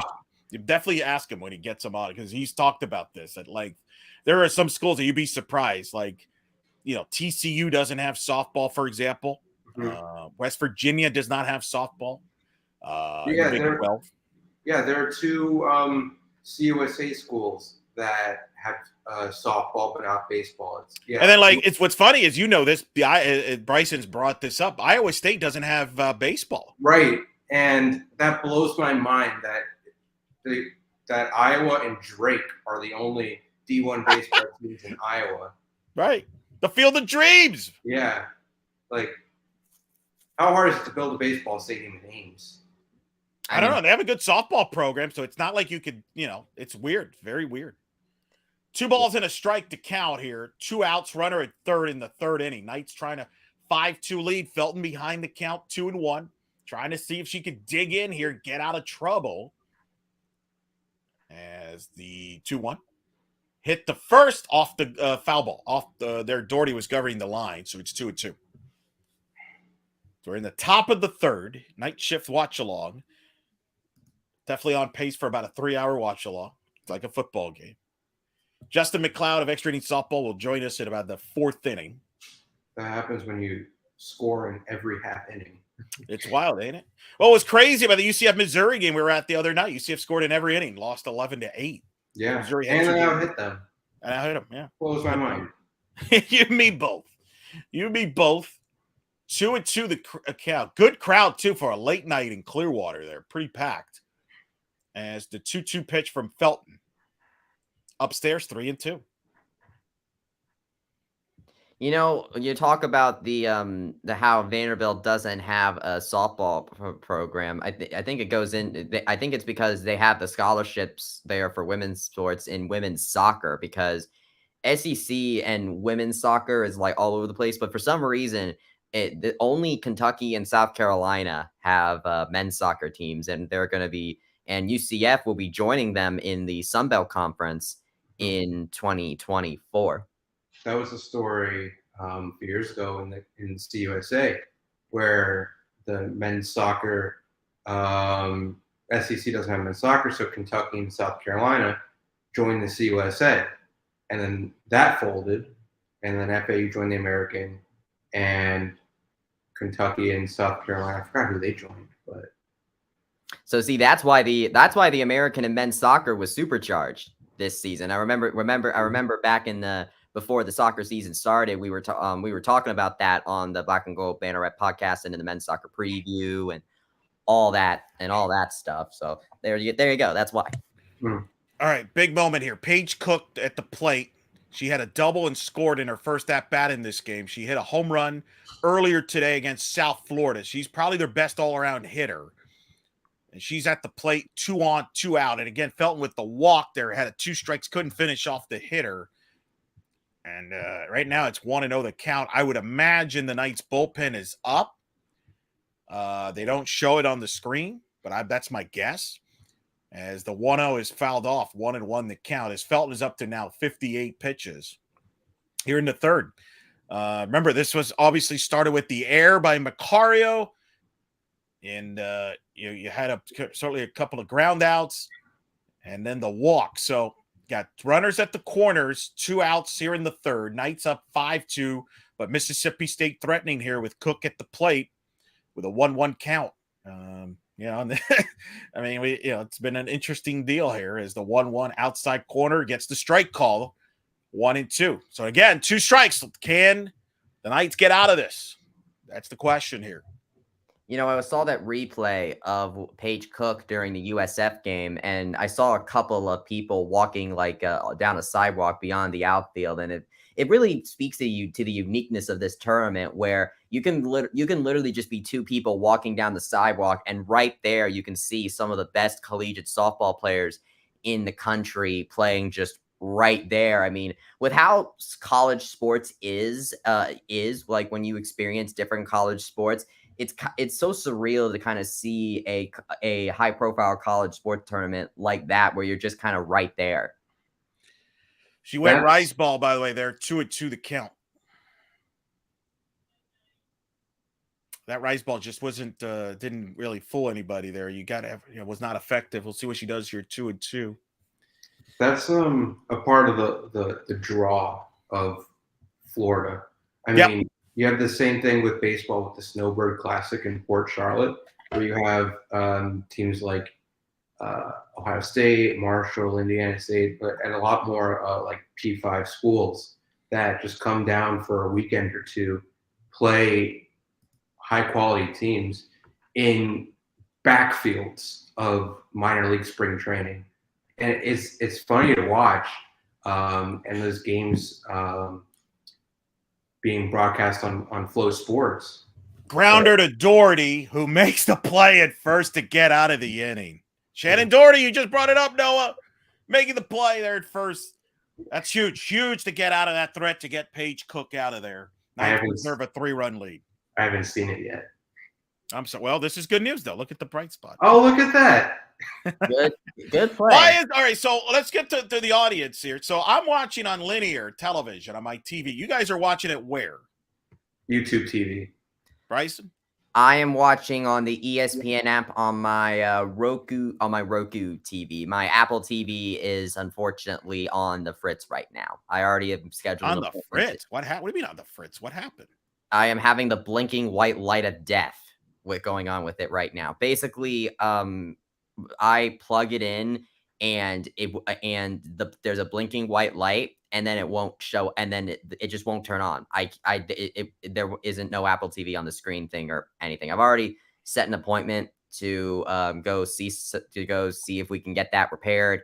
But the good news is that Roku TV has their options, so I at least can watch streaming stuff like YouTube and Netflix and Disney Plus and all that there. But I will say Apple TV has a much better ease of use. This is the Roku remote that I do, and then here's the Apple TV remote. And so as you can see, it's a much more free movement with this touch one instead of this, where you have to kind of hit this over and over. And so yeah, I prefer the Apple, but that's why I want to get it fixed. But but luckily I'm able to have the Roku thing work for this. But it's basically through the ESPN app, and so So we now know linear television still ahead of apps and YouTube TV.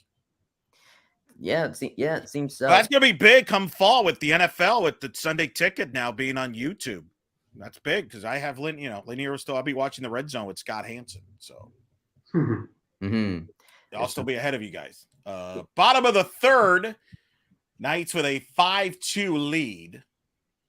Knights scored 1 in the first, 4 runs in the second inning to take a 5-2 lead here over Mississippi State. And let's see. So it'll be Savannah Adams will lead it off, it looks like, for the Knights. You want to hear some depressing basketball news? I would prefer not, but you're going to give it to us anyway, aren't you? Sure. Sure. So Chicago State is in their first year as a D1 school competing in college or D1 college basketball, and they don't have a conference, so they're just flying all over the country. But they had a home game today against Hartford. Hartford, this was their final regular season game as a D1 school, and they're being relegated down to D3. A big drop. So it's basically like a story of 2 schools, one rising up to D1 and one falling all the way down to D3. And Hartford ended up winning, but just crazy, I think. All right, I'm glad. I thought you were going to bring up UCF basketball. I still haven't recovered from that loss. Oh, I mean, No. I will I will say Adams takes ball 1. Go ahead. I will say, Noah, the reason with Chicago State is that they've actually been in the WAC from 2013, which is weird in its own right. 22, and they left the WAC and they just became a D1 independent it primarily, but their tennis teams went to the Horizon League, and then their men's soccer team actually joined the MAC. But because the MAC was kind of in dire straits with their. All right, we don't need a breakdown of the Chicago MAC. Talk about Chicago State. Point is that they're not moving up, but is that they're not moving up. Speaking of Hartford, UCF men's golf team went up and competed in Hartford. Look at this guy. See, Noah, you set him up now to bring up golf. Look what you did, Noah. Hey. Adams just flies out to left for the first out here in the 3rd inning. I mean, if you want me to, I mean, there was a little bit of golf action today. If you want me That's to. all right. That's all right. We're good for now. We're up 5-2 here. Don't know. If the audience, how about this? The audience wants Bryson to give you a UCF golf update. Let us know.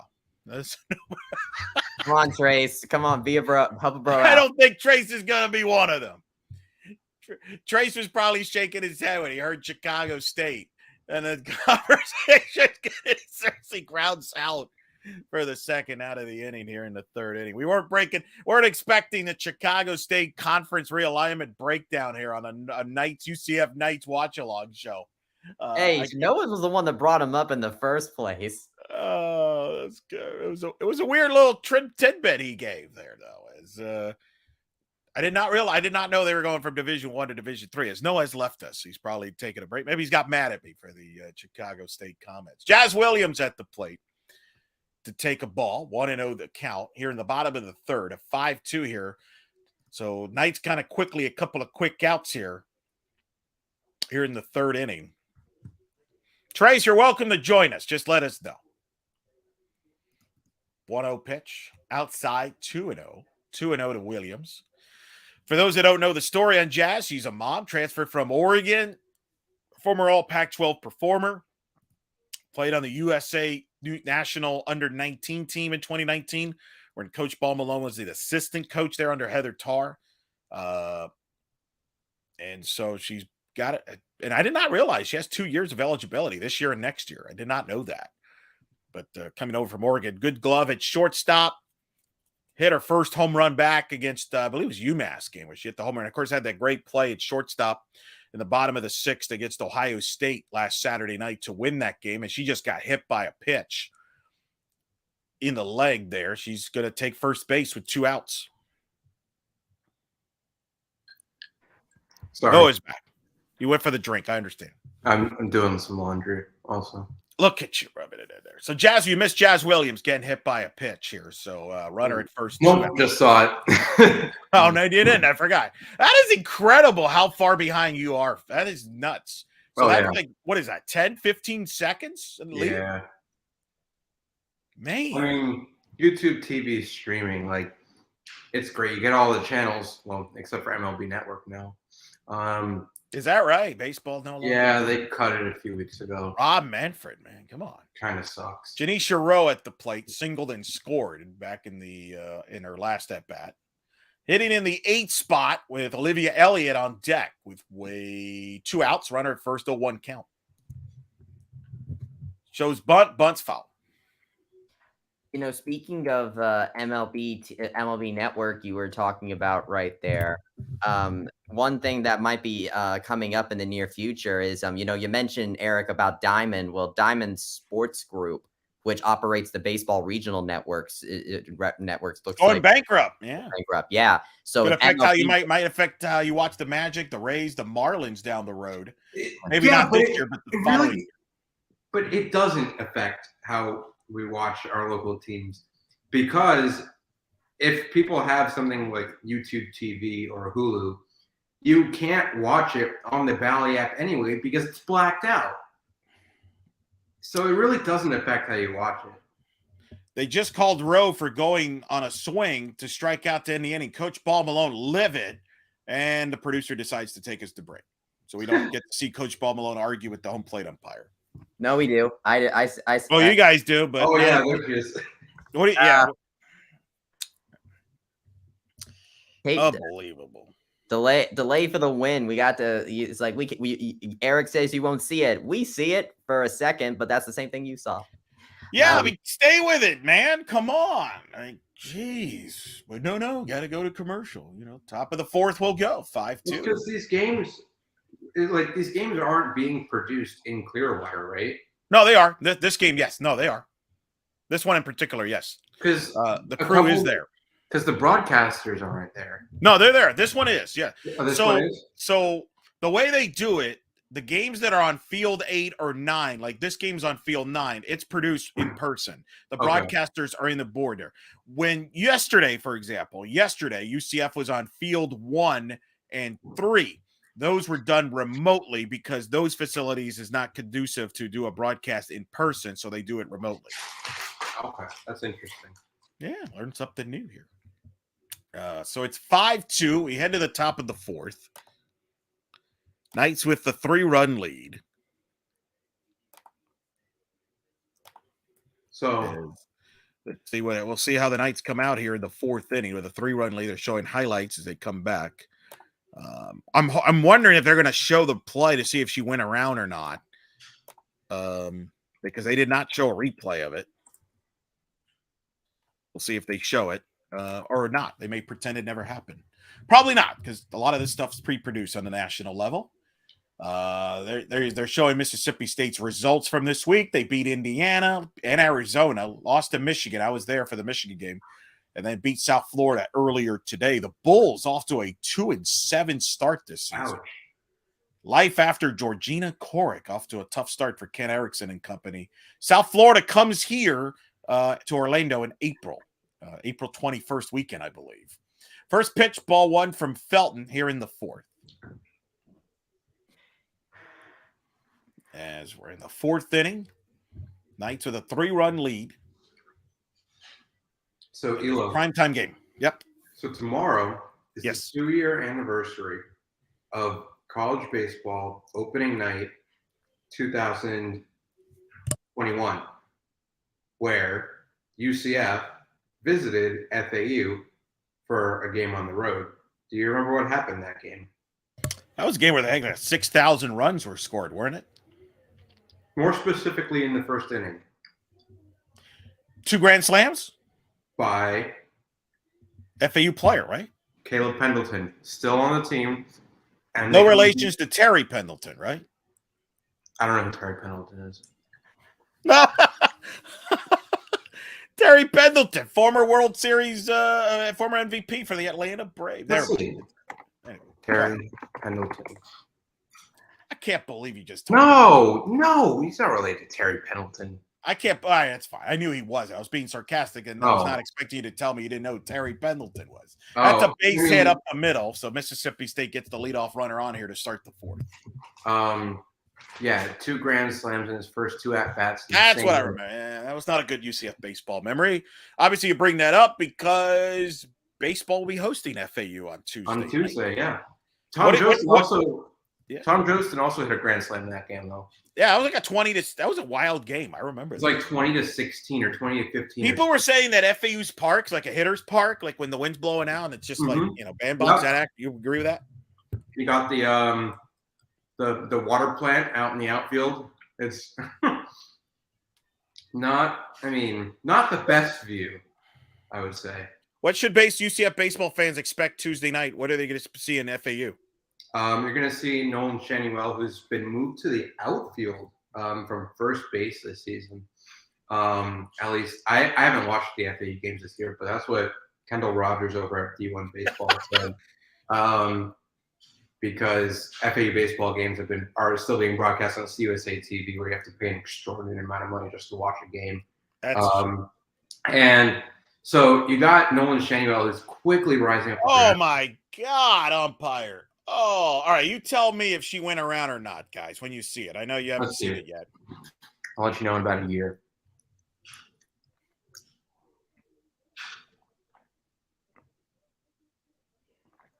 No, she didn't go around. All right. 1-1 the count. I think she held it back there. Foul back, 1-2. So yeah, you got Nolan Shannywell, who's going to be a high draft pick this year.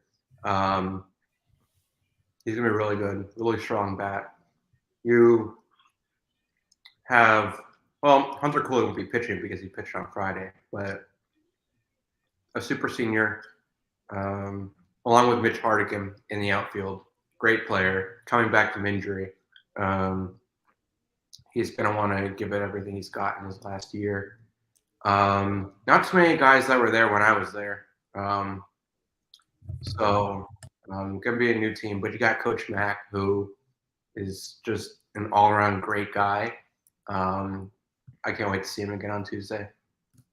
So Nadia Barbary with a 2-run homer to left Oh, shoot. gets Mississippi State to a within 1, 5-4. See, that's great about me just talking through you watching a home run, because then I get to experience it live without you telling me. Yeah, and I'm biting my tongue in frustration as Barbary with a 2-run homer here. Because I think she was ahead of the count too, and it just or behind. I'm not sure what the count was there, but didn't work out nonetheless. So 5-4, UCF with the lead. Still nobody out here in the fourth. First pitch, a strike. And that is now the 88th home run hit of this tournament. 88th. Wow. This is the 40th game of this tournament, 88 home runs, an average of over nearly 2.8 home runs per game. That's nuts. Per game, per team? Yeah. Wow. Wow, and there was only 9 on Thursday? Well, there's only a handful of games on Thursday. Man. Sarah Willis warming up at the bullpen with an 0-2. What games did she pitch this weekend? She started the Michigan game and the Alabama game. Got pitched well in both. And she's coming in. Well, I think she'll be the next pitcher in line here. Question is, how long do they stick with Felton? And that's disappointing, though, that 2-run homer. And again, not putting hitters away. And a hit and a homer. And it's a 5-4 lead. But as I said, Mississippi State can swing the bat. And you guys committed to doing this live stream anyway, despite that. So I watched both games yesterday. In the morning, I was watching while I was getting some schoolwork done. And, oh, my God, that ending was so frustrating in the 8th inning. Yeah. She didn't leave early. She didn't. No, she did not. You're talking about the Duke game. Yeah, she did not. Yeah. Bad call. That's crazy. That's crazy. I was 50 feet away from it. I had a great angle from it, too. Yeah. It's one thing if I'm on TV, I could just yell at the monitor, but I was literally 50 feet away. Yeah. It's one of the more bitter losses ever. It's another bitter loss for UCF against a Duke team. I mean, good Lord. And then there's a strikeout. Felton gets a strikeout for the first out in the fourth. And then the second game against Alabama, I was watching on my phone at the baseball game. And it was just deja vu with extra innings, and yeah, and it hurt. But yeah. Montana Fouts, who got the win in relief, Noah, you would have she was throwing 70 consistently. I was behind a radar gun behind home plate, 70 consistently. In softball, it's equivalent to 95 to 100 in baseball. No, I saw it when she came in. I was like, oh, this. She has a nasty drop ball to go with that pitch. Yeah, I knew when she came in, this game's over. And I was surprised we kept going for a while, but yeah. Macy Graff at the plate as they go to the top of the order for the Bulldogs. That's the thing that stings, is the number 8 hitter hits the 2-run homer. But both teams getting big production from the bottom of the order here in this matchup. As the 1-0 pitch from Felton, the Graff is up high, 2-0. You know, speaking of heartbreaking deja vu, did you guys see what happened with UCF men's basketball today? Yeah, Noah pretty much speaks to the. Yep, that's pretty accurate, Noah. I understand. Noah knows. 2 buzzer beaters in 3 days, 4 days, crazy. Oh, Memphis lost to Houston today. Lost by 8. Yeah, no Kendrick Davis in that game for the Tigers. But Houston gets the win. But yeah, did I see the stat? What is this? 9 losses by 1 possession for men's basketball. Is that right? Yeah. Yeah. Oof. And in Michael Durr's first game back too. No, he played at No, Memphis. he played at Memphis. Oh, he played at Memphis? Okay. Yeah, lost a close one there too. Grounded at first. That's a fair ball, right? No? Yeah, out. Okay. The umpire's slow on his decision making there. So Well, 2 outs here in the fourth. Well, Eric, you mentioned him earlier today. Here he is. Nick Porcelli has entered the chat. What's up, guys? How you doing? I'm doing good. Watch a little softball with us here. How was that a foul ball? No, it's fair. They called it fair. Oh, It's just okay. the umpire was late. Actually, it's just a late reaction for whatever reason. Wow. Oh, yeah, I know the real reason. It's because they're incompetent umpires. That's why. That's why. And here's another face. We mentioned he would be on in the fourth inning. Let's add Justin McLeod into the party. Mr. McLeod, I just saw him a lot 24 hours ago. How you doing, Justin? Hello, folks. I'm good. He is hanging out there watching. You're watching with us, UCF. We'll ask you for your opinion here. We're up to see. This is what we call the Watchalong, Justin. A little Nice tan, Justin. Yeah, it's totally the look I was going for. I've been on the sun since Thursday there. Oh They're man. You keep ribbing me about my sunburned face from the softball regional, Eric. Now you know how it feels. Yes, it does. Doesn't feel so good now, does it? No, it was. What's weird, and Justin, get back me up. It was cold. Like when I got there at 9:30 in the morning, it was like 55 degrees. I'm like, I was ready, and then out of nowhere, the sun came out and just beat the bleep out of us. As the 1-1 is missed outside 2-1, but it just beat the beep out of us. And yeah, we're both toasted very well. Yeah, well done. Very well done. Of course, Justin's been there like what 10 a.m. to nighttime, Thursday, Friday, Saturday, and tonight. Basically. 9 a.m. 9 a.m. So, yeah, I cheated you an hour. And of course, Justin foresaw this lengthy game. That's why he's not at the park. He knew this game would last forever. I wish he would have reminded me of this when I agreed to do this watch-along. Bryson wanted me to do 3-1 the count, 2 outs here in the fourth. The beauty for Justin is he doesn't get to stay for the whole watch-along. He's just going to be here for an inning. Of course, he'll be joining me later for the In the Circle podcast we're going to record at some point, maybe next year when this game ends. Pop foul in the butt. It's 3-2. And Nick, how you doing? Are you watching the softball? I am. I got it on in the corner of my room over there. I was worried you might be watching some other sporting event that that's going on that we don't need to be talking about. So we're not going to mention that name. Not right now. Because this game should be on ESPN, not on ESPN too. But that's just me. Yeah. Payoff pitch. Justin smiling. He knows already. 3-2 the count. Felton trying to get out of this inning with the 1-run lead after giving up the 2-run homer. She jams the grounder to Doherty. Lines catches the ball in the line drive to end the inning. We'll go to the bottom of the fourth. That gives us a chance now officially to bring in Justin, to talk to Justin. All right, Justin, give me your thoughts on this game and this tournament as a whole, as you've been there, as we have now highlighted all week. Tournament's great. Facility sucks. Tournament's great. We were talking about the facility earlier. I was mentioning how there was a replay of Paige Cook and hitting out to the outfield, and I saw a couple walking like on a sidewalk beyond the outfield. And I'm thinking like this is like the only college sports tournament where you could be just walking down the sidewalk and you can look to your left and just see all of like the best collegiate softball players in the country just right there, just right through a chain link fence.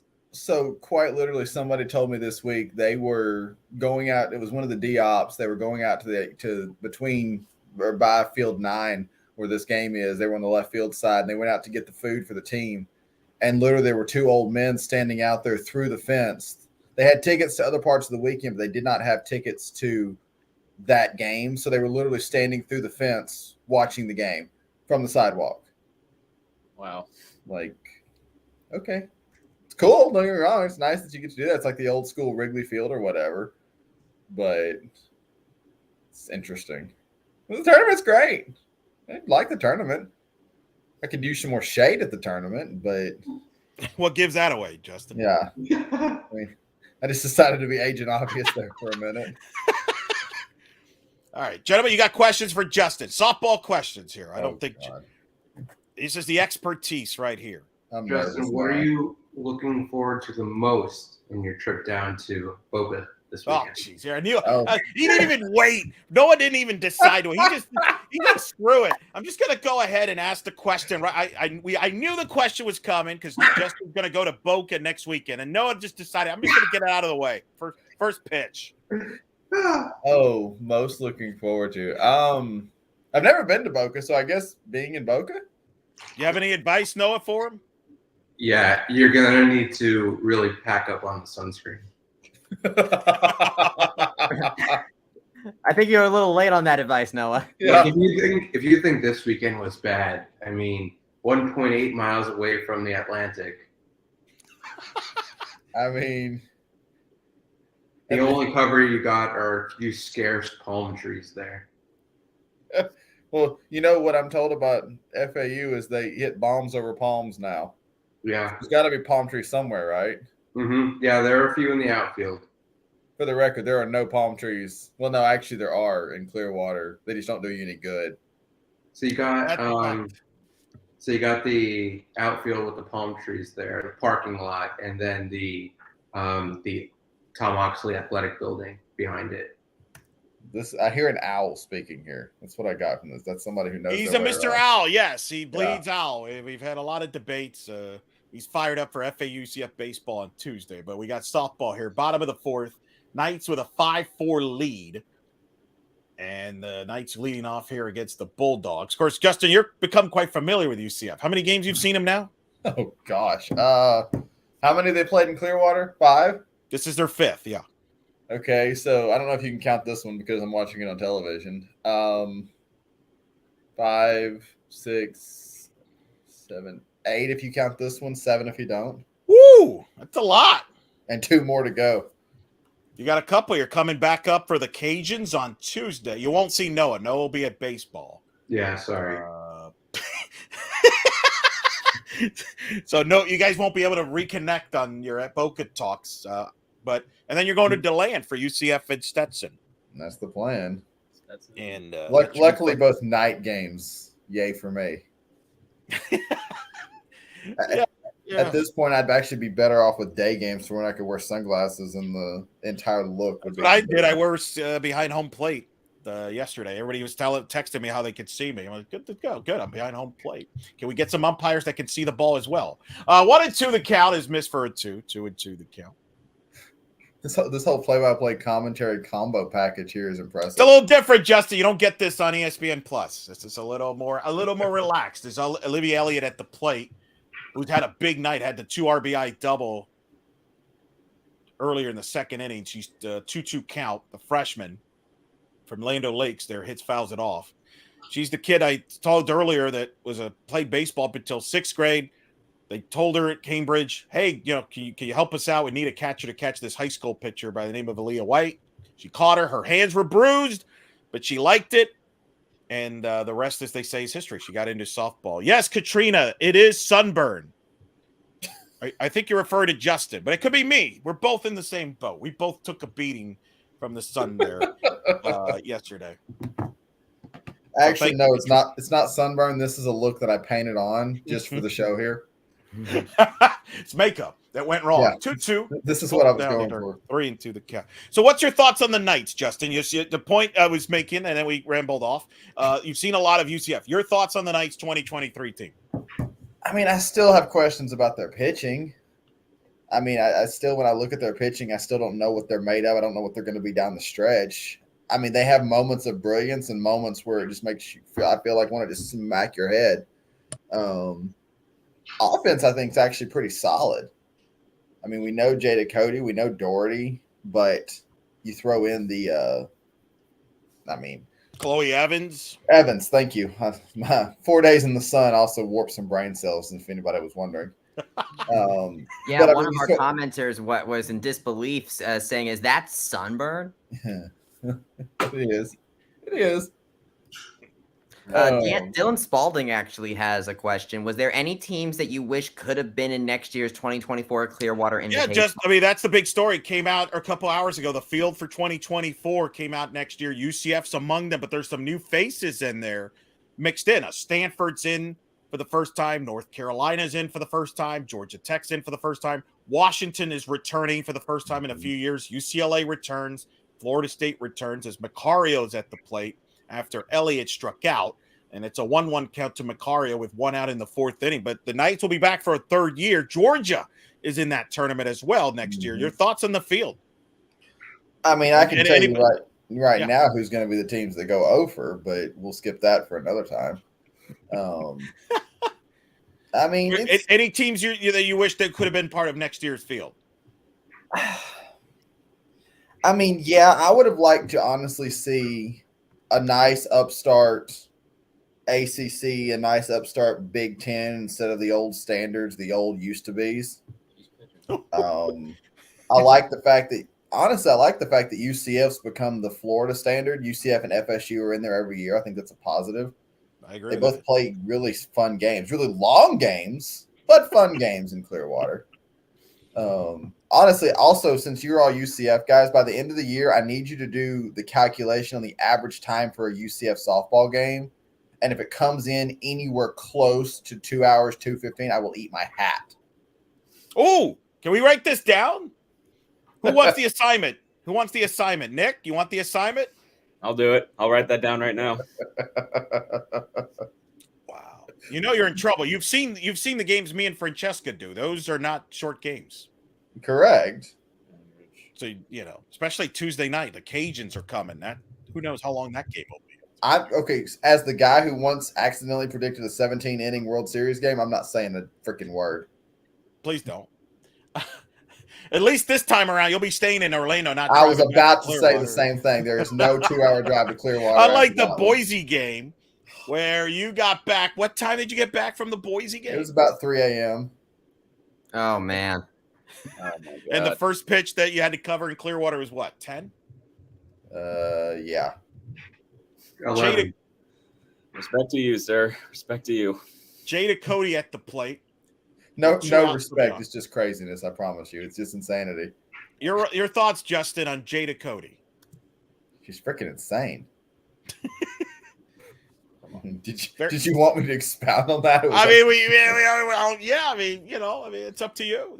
I mean, she's as good as advertised, and honestly, I think it's harder to be that good in a second year. It's one thing to have a breakout season, and sure, people do it, but I think it's harder to actually stay the course and be that good still in year 2. But so far, she's there. Wait, what are they zooming in on? Jen Salling. Jen Salling's the hitting coach for the sheets of paper. Oh, those are the signs. Kind of like probably the signs they have for pitches or hitting stuff. Probably hitting material. Oh, that nearly hit Cody. No, Noah, what are you talking about? Clearly, the backs of 2 white sheets of paper is great TV. But that's kind of but no, that's a great point. This is why, again, Justin mentioned the stadium, its facilities are outdated. You got to use the fence for your scouting information. Whereas, if you had a up-to-date facility, you wouldn't have to. Full count, Cody draws a walk. So she gets on with 2 outs. There we go. Jada Cody, arguably the female face of UCF athletics, right? One of the more recognizable athletes. Nick, you're a student. Bryson, you're still a student. Noah's not. Noah's just a mature young man. I'm just here. You're just here. She's up there. I'll tell you that. She's not number 1. She's probably a close second. She's up there. Give me your top 2, Nick. Give me your top 2 female athletes. Give me a couple. Wow, you got to put me on the spot like that. Okay. I'll let Bryson answer while I buy you a couple of seconds. Shannon Doherty, speaking of which. Does McKenna Melville count? Yeah, I'm saying, who are your couple of athletes that you think are known by not, like, who do you think, which female athletes transcend their sport? Whereas you can go to somebody that's not a softball fan, but they know who Shannon Doherty is or Jada Cody is, stuff like that. Who do you think that would qualify as? I think Jada Cody and Shannon Doherty. If you had to put another sport out there, I still think Renaya Jones. I think Renaya Jones is still a very big face. She might be my number 1, honestly. Especially since her Edition Financial commercial. Renaya with the commercial? Yeah. That might be because I'm a running dude, but Kristen Scott. I think Kristen Scott with her Orlando ties, and now that she's on the Pride. Yeah. 1-1 is out strike. Wow, they call that a strike. Okay. 1-2 the count to Doherty. Justin, give me your softball perspective on Doherty because you saw when she kind of exploded last year on social media with her walk-offs. I think Doherty's kind of one of those players where, I mean, is she some kind of juggernaut where she's always going to be to that Jada Cody level? Just, just a stud day in, day out, no matter what? Maybe not. But, I mean, she's that kind of player that you want up there, not just in walk-off situations, but you want up there when the pressure's on. And I feel like being clutch and being able to perform when the pressure's on is even more impressive than just, consistently playing at a high level because that's hard to do. You were Jada, there. By the way, let me give you a quick update here. They just called obstruction at second base. Cody tried to steal second. I think she beat it out even with obstruction, but she had a kind of an awkward stretch there, and she's trying to shake it off. I think she got the steal even with the obstruction, but the umpire called obstruction on the second baseman. She looks safe on the replay to me. She looks safe on the replay to me. But you see how awkward she lands there? Yeah, that's a little bad. awkward. Yeah, That's a little dangerous. Yeah, thankfully, it looks like she's all right. That's obstruction, though, and she still got the steal. Obstruction is when you impede the runner's chance. In fact, they're about to read it. So Yeah, the shortstop. Oh, you see, yeah. Yeah. You're right. Shortstop. I said second base by Oh, yeah. I think the Mississippi State player may have even missed the tag. Yeah. Looking at it from that angle. So that's a stolen base for Cody. 2 outs, runner at second, 2-2 to Doherty. It fouls it off. If we're talking about like well-known women's sports players at UCF, I would say Jazz Williams. Maybe mainly because of her social media presence. So I was shooting for Missouri on Wednesday, and the only player that I heard them, like the players talk about pregame, was Jazz Williams. They're like, "Is that Jazz Williams? Is that Jazz?" And I'm like, "Yeah." They're like, "Oh, I didn't know she transferred here." Because she has this big social media presence, like her and Haley Cruz. I feel like that brings a certain identity to a softball team. Interesting theory. You buying that, Justin? You've covered Jazz for a long time when she was at Oregon. That's interesting. I did not know that part. That's an interesting perspective. Doherty just drilled the ball to second that the second baseman didn't handle.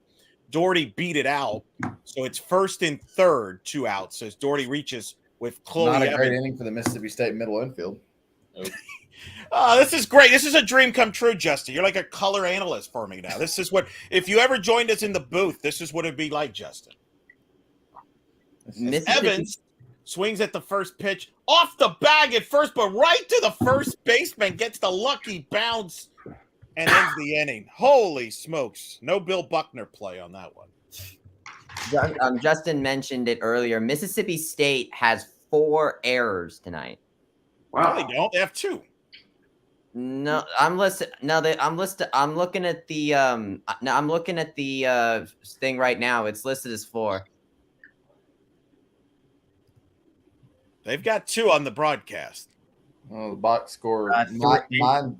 Yeah, mine. Box score says 3. All right, either way.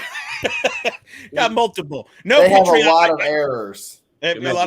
No, Katrina. Justin did not see his favorite coach, Mike White, at the TaxAct tournament because he wasn't there, but he will be next year. Justin has no response to that. I'm not saying a freaking word yet again. Katrina says UCF should have beaten Bama. Yeah, I mean, could have. Yeah, could have gone either way there. There's a lot of coulda, woulda, shouldas in the tournament. Give me your takeaway for the tournament this weekend. Now, this is your last day there. You'll be coming to Orlando to see the Cajuns. In fact, I'll probably have you talk about the Cajuns a little bit and preview the Tuesday night game. But give me your thoughts, your takeaway from this tournament.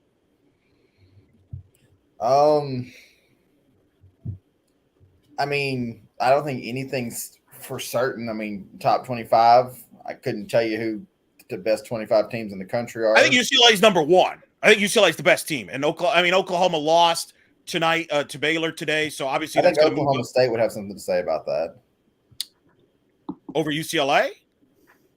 I think they'd have something to say about it. I'm not saying they are better. I would say, the only thing I would say is they lost to Maryland last week. They did. So I think that's why it's not. But Wow, that sounds like a good topic for the In the Circle recording, Justin. Thank you. Pretty Oh, and ESPN, the producers heard you, Justin. Look what they're talking about. It's UCLA and Oklahoma State. Look at you. You're like are you producing this game while you're talking to us? No. I have more in my head, but all I'm going to say is no.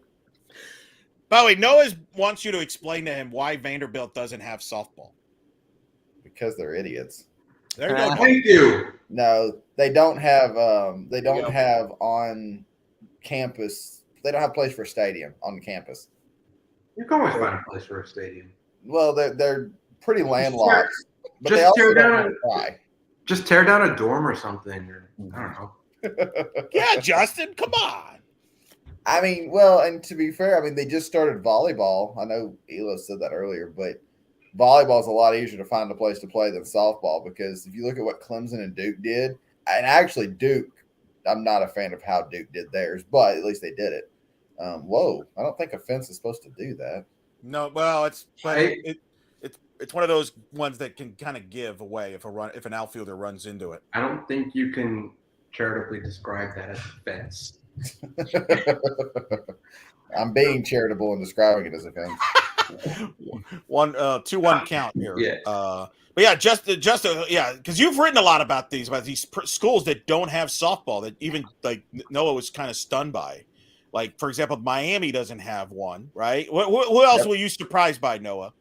Well, I wasn't surprised. So, like, we were talking about like how North Texas and Iowa State didn't have baseball teams. I actually didn't know that. Now you do. Well, you know the one that gets me more than even some of the Power Fives? So, like, Miami doesn't, USC does not, Vanderbilt does not, but Dallas Baptist, which is a D2 school, plays D1 baseball. In the CUSA now. They don't have softball. Their baseball team is good enough to be their only D1 program in the entire school, and they don't even have a softball program of any kind. Wow. I did not know that, actually. I knew about the baseball being the only – I did not know that was the only D1 sport they had. Huh. Dallas Baptist can very easily come in and win the conference USA this year. Easily. Yeah, they've had a traditionally good baseball program. That would not be a surprise. I mean, they were number one in RPI almost all of last season. And getting the opportunity to face higher quality baseball teams, and if they could still win, it'll be an amazing team. All right, Felton gets a ground out for the first out here in the top of the fifth. UCF will come home Tuesday night to play the Cajuns, a game that's scheduled to be on ESPN Plus. Francesca and I will be back in the booth alongside this person that you're hearing this voice. So just listen to Francesca. I know Justin does. Justin is going to be there. He's going to drive from here. And for those that don't know, you guys, you know, Nick and Bryson, you do not know this, but Justin spent a ton of time in the state of Louisiana covering softball. For many, I want to give away how long, but it's a long time. So nobody really knows the Cajuns better than Justin McLeod, who's on. How many Cajun podcasts or shows you're on over there in Louisiana? Oh, gosh. I mean, I think I've done 5 hits down there on 3 or 4 different ones. I lost track if that tells you anything. And it's a big deal. For those that don't know, that don't follow softball, Louisiana is kind of like the Gonzaga of college softball. You know, this Really? right? They're a big powerhouse. Has been to the World Series. Incredible fan base. Justin, speak to that for those that may not, or audience that may not be familiar with the Cajuns, but they have been arguably the best, you know, traditionally the best non-Power 5 program for decades now. UCF's in that, has been in that conversation. James Madison made the World Series, but the Cajuns with their fans, I mean, that's a legit softball school first, isn't it? Oh, yeah, their softball program historically is better than their freaking football program. I mean, Tony Robichaux was the baseball coach, and the baseball team was quite good. But honestly, I think softball would probably fall better than baseball. I mean, you've got a couple of coaches with Hall of Fame resumes before Jerry Glasgow even. And one of them's in the Hall of Fame. And then that's Yvette Girard, then Mike Lotief. And then you get Jerry Glasgow in there, who was a career SEC assistant and then takes over. I mean, their fan base is insane. I mean, they'll pack out Lamson Park. As a matter of fact, I was sitting next to somebody at the Cajuns Arkansas game in Clearwater Saturday night. Saturday night. Yeah, The the days Arkansas game. Yeah. Yeah, the days kind of run together. Yeah, I know that feeling.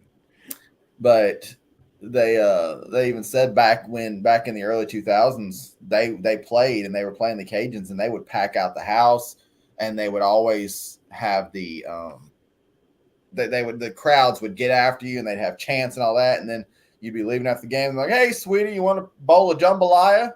And like, but you were just yelling things at me and like, yeah, game's over. You want to join us?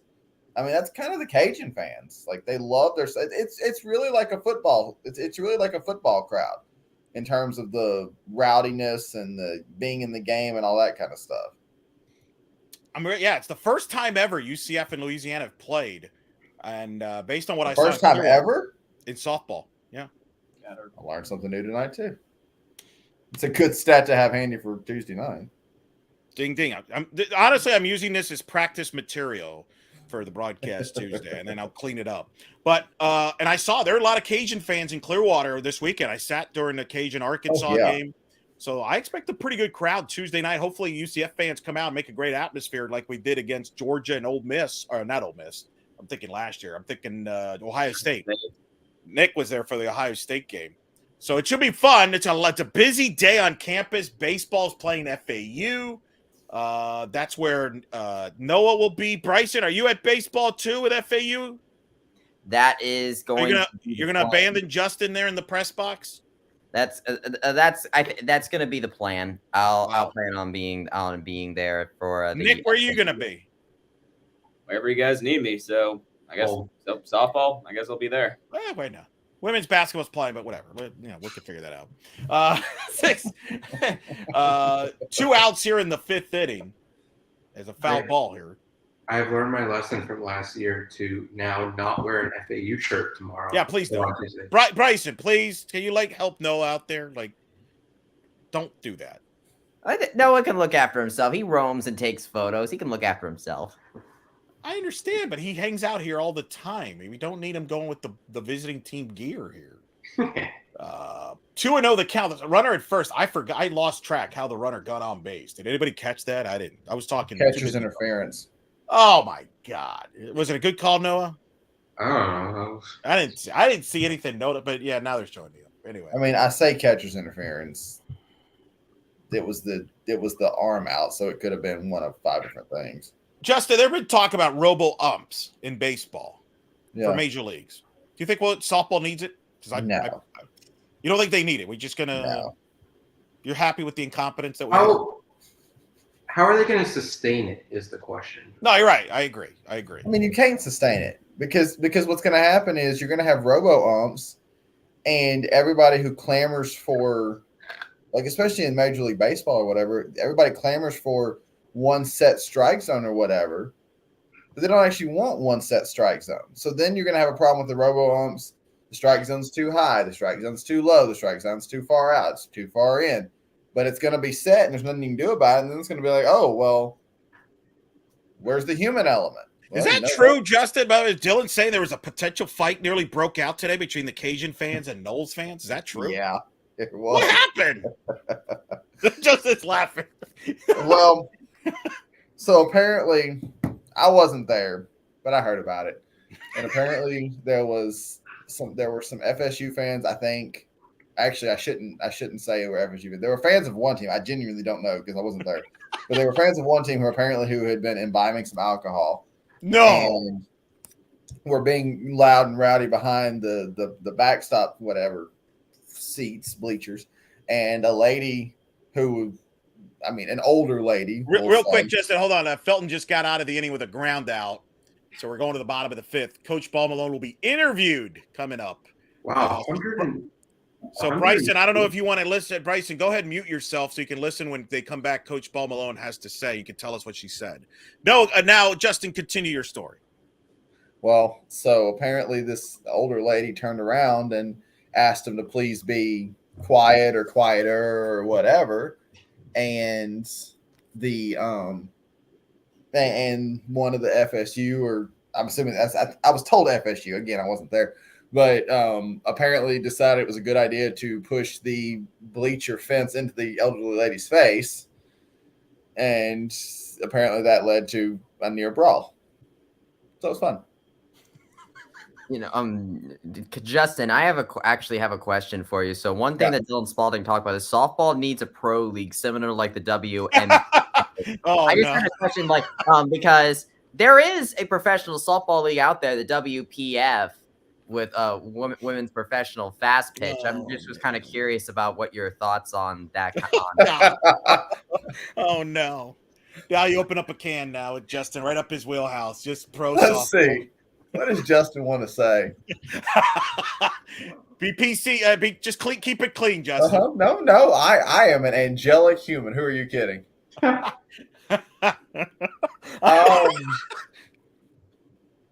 does Justin want to say? There is a pro league. It's the WPF. It's probably the best iteration of a pro league in recent history for softball. It's in year 2. What else does Justin? Gianna Mancha is going to be in her 2nd year playing there. Yeah. Oh, they have now fixed it. It is 4 airs, Bryson. You're right. Mississippi State has 4 airs. Coach Ball Malone's about to talk, Bryson, so you might want to mute yourself so you can listen to what she has to say. Or Noah, one of you can, whichever one wants to listen to Coach Ball Malone as they're video bombing her behind the dugout there. But go ahead, Justin. Well, Justin is still trying to figure out what Justin wants to say because Justin is under. It's a fluid situation. Work in progress. Right? Yeah. Good word. I will say that there are some positives in the WPF and I'm a Southern boy, not from Florida. That's WPF. Just for those wondering, the WPF. It's definitely the best iteration of a pro league. It fixed a few of the things that the last pro league had wrong with it. But it's going to be difficult. I mean, professional softball just in its very existence has a lot of issues to work through.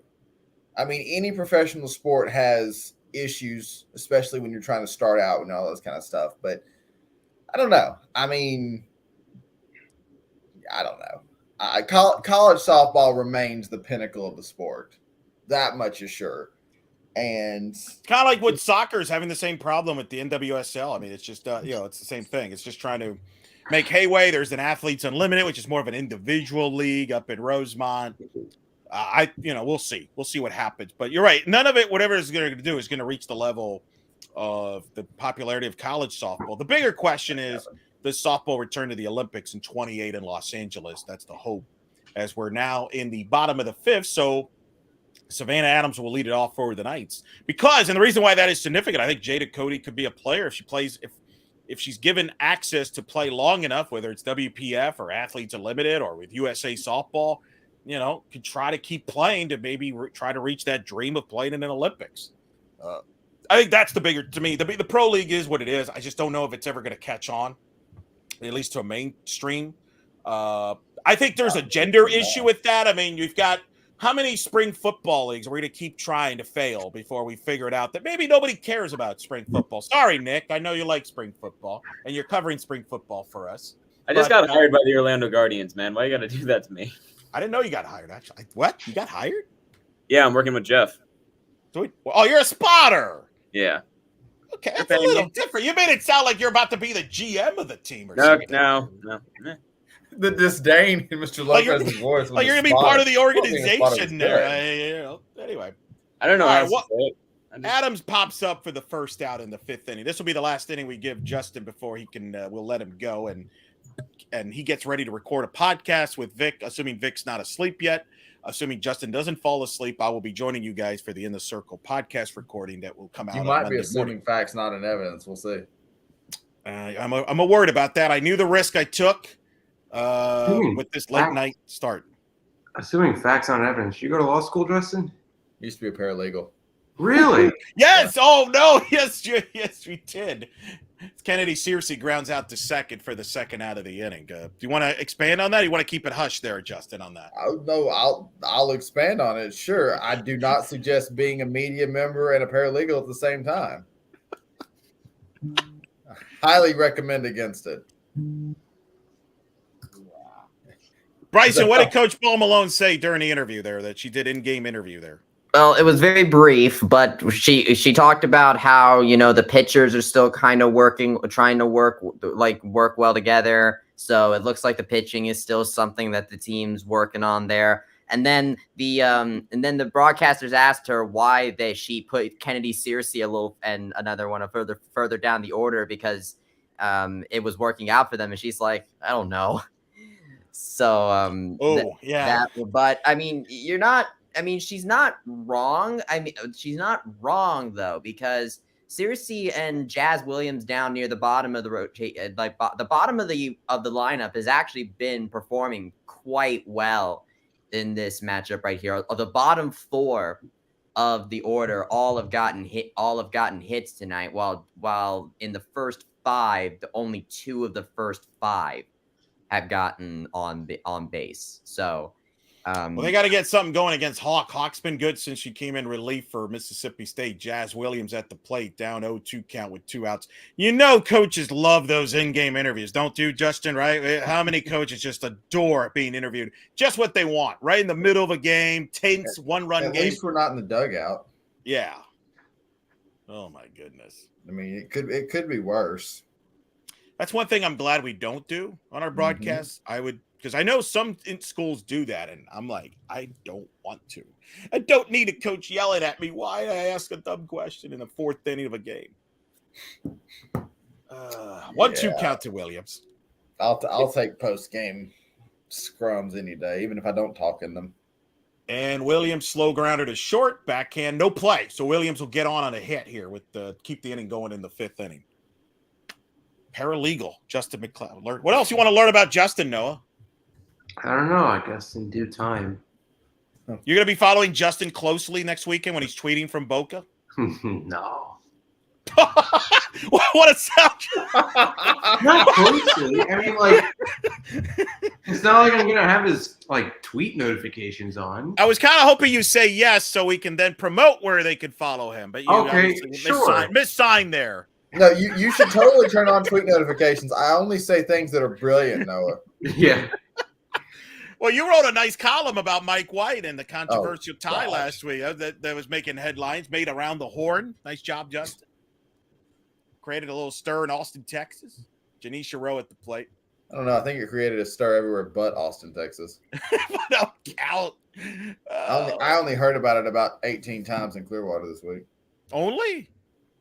I mean, don't get me wrong. I'm glad people read what I write. People were messaging me. They don't care about softball. We're messaging me your article. It's great.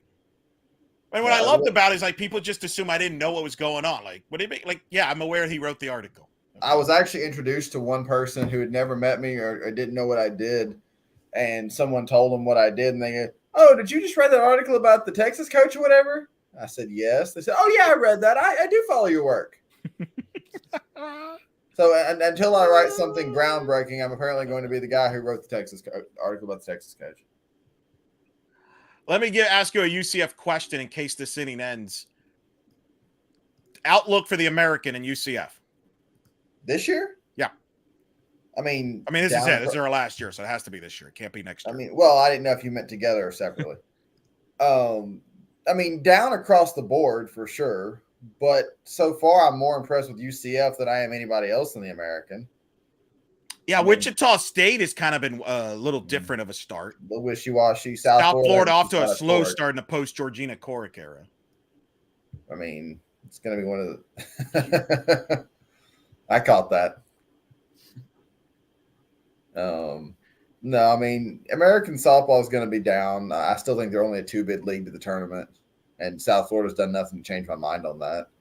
But so far, UCF's the best among them that I've seen, so there's that. Conference tournament will be in Tampa as Rowe grounds back to the pitcher to end the inning. We're through 5. All right, Justin, tell the audience where they can find your work.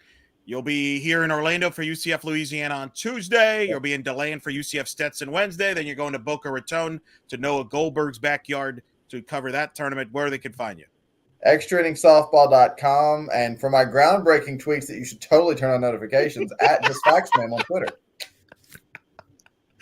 Thank you, Justin. I will be talking to you hopefully within an hour and recording our podcast at that point. I'll be here. Y'all have fun. Thank you. See you, Justin. All right. Joining us here on the show, the 6th inning there. Top of the 6th we're going here. Give me your thoughts, guys, on this game now, through 5. I haven't been watching the past 2 innings. I mean, I have been, but not intently. It's closer than I was. It's a lot closer than I was hoping it would be. I was hoping we'd have a little bigger lead. Yeah, 2-run homer to make it 5-4 made it close. So we'll see. 6th inning here. Yeah, I did not see that, honestly. I turned on my TV. I had to walk out for something. So I walk out, and I'm like, wait, how did it just become a 1-run game? What happened? So I had to back up. So it's a 1-run game going to the 6th. Give me a quick thought. Men's basketball, we lost a tight one to Cincinnati, 73-71. It's Cincinnati's guard who's made big shots all year for them. Gets a floater past Darius Johnson, hits a floater with about 0.2 of a second to go. They win. Once again, I've said this all year on the podcast. I've written about it on Banneret. UCF, when they give up more than 70, when they're giving up in that 70 points or more, they usually lose. Another 1-possession loss. Just a frustrating game, really, for the Knights. I mean, that's just a tough week. Lose 2 tight games to Memphis and Cincinnati. Any thoughts, gentlemen? Why'd you have to bring that up again, man? That was all right. All right, we move on. There you go. Nick doesn't want to talk about it. He's moved on.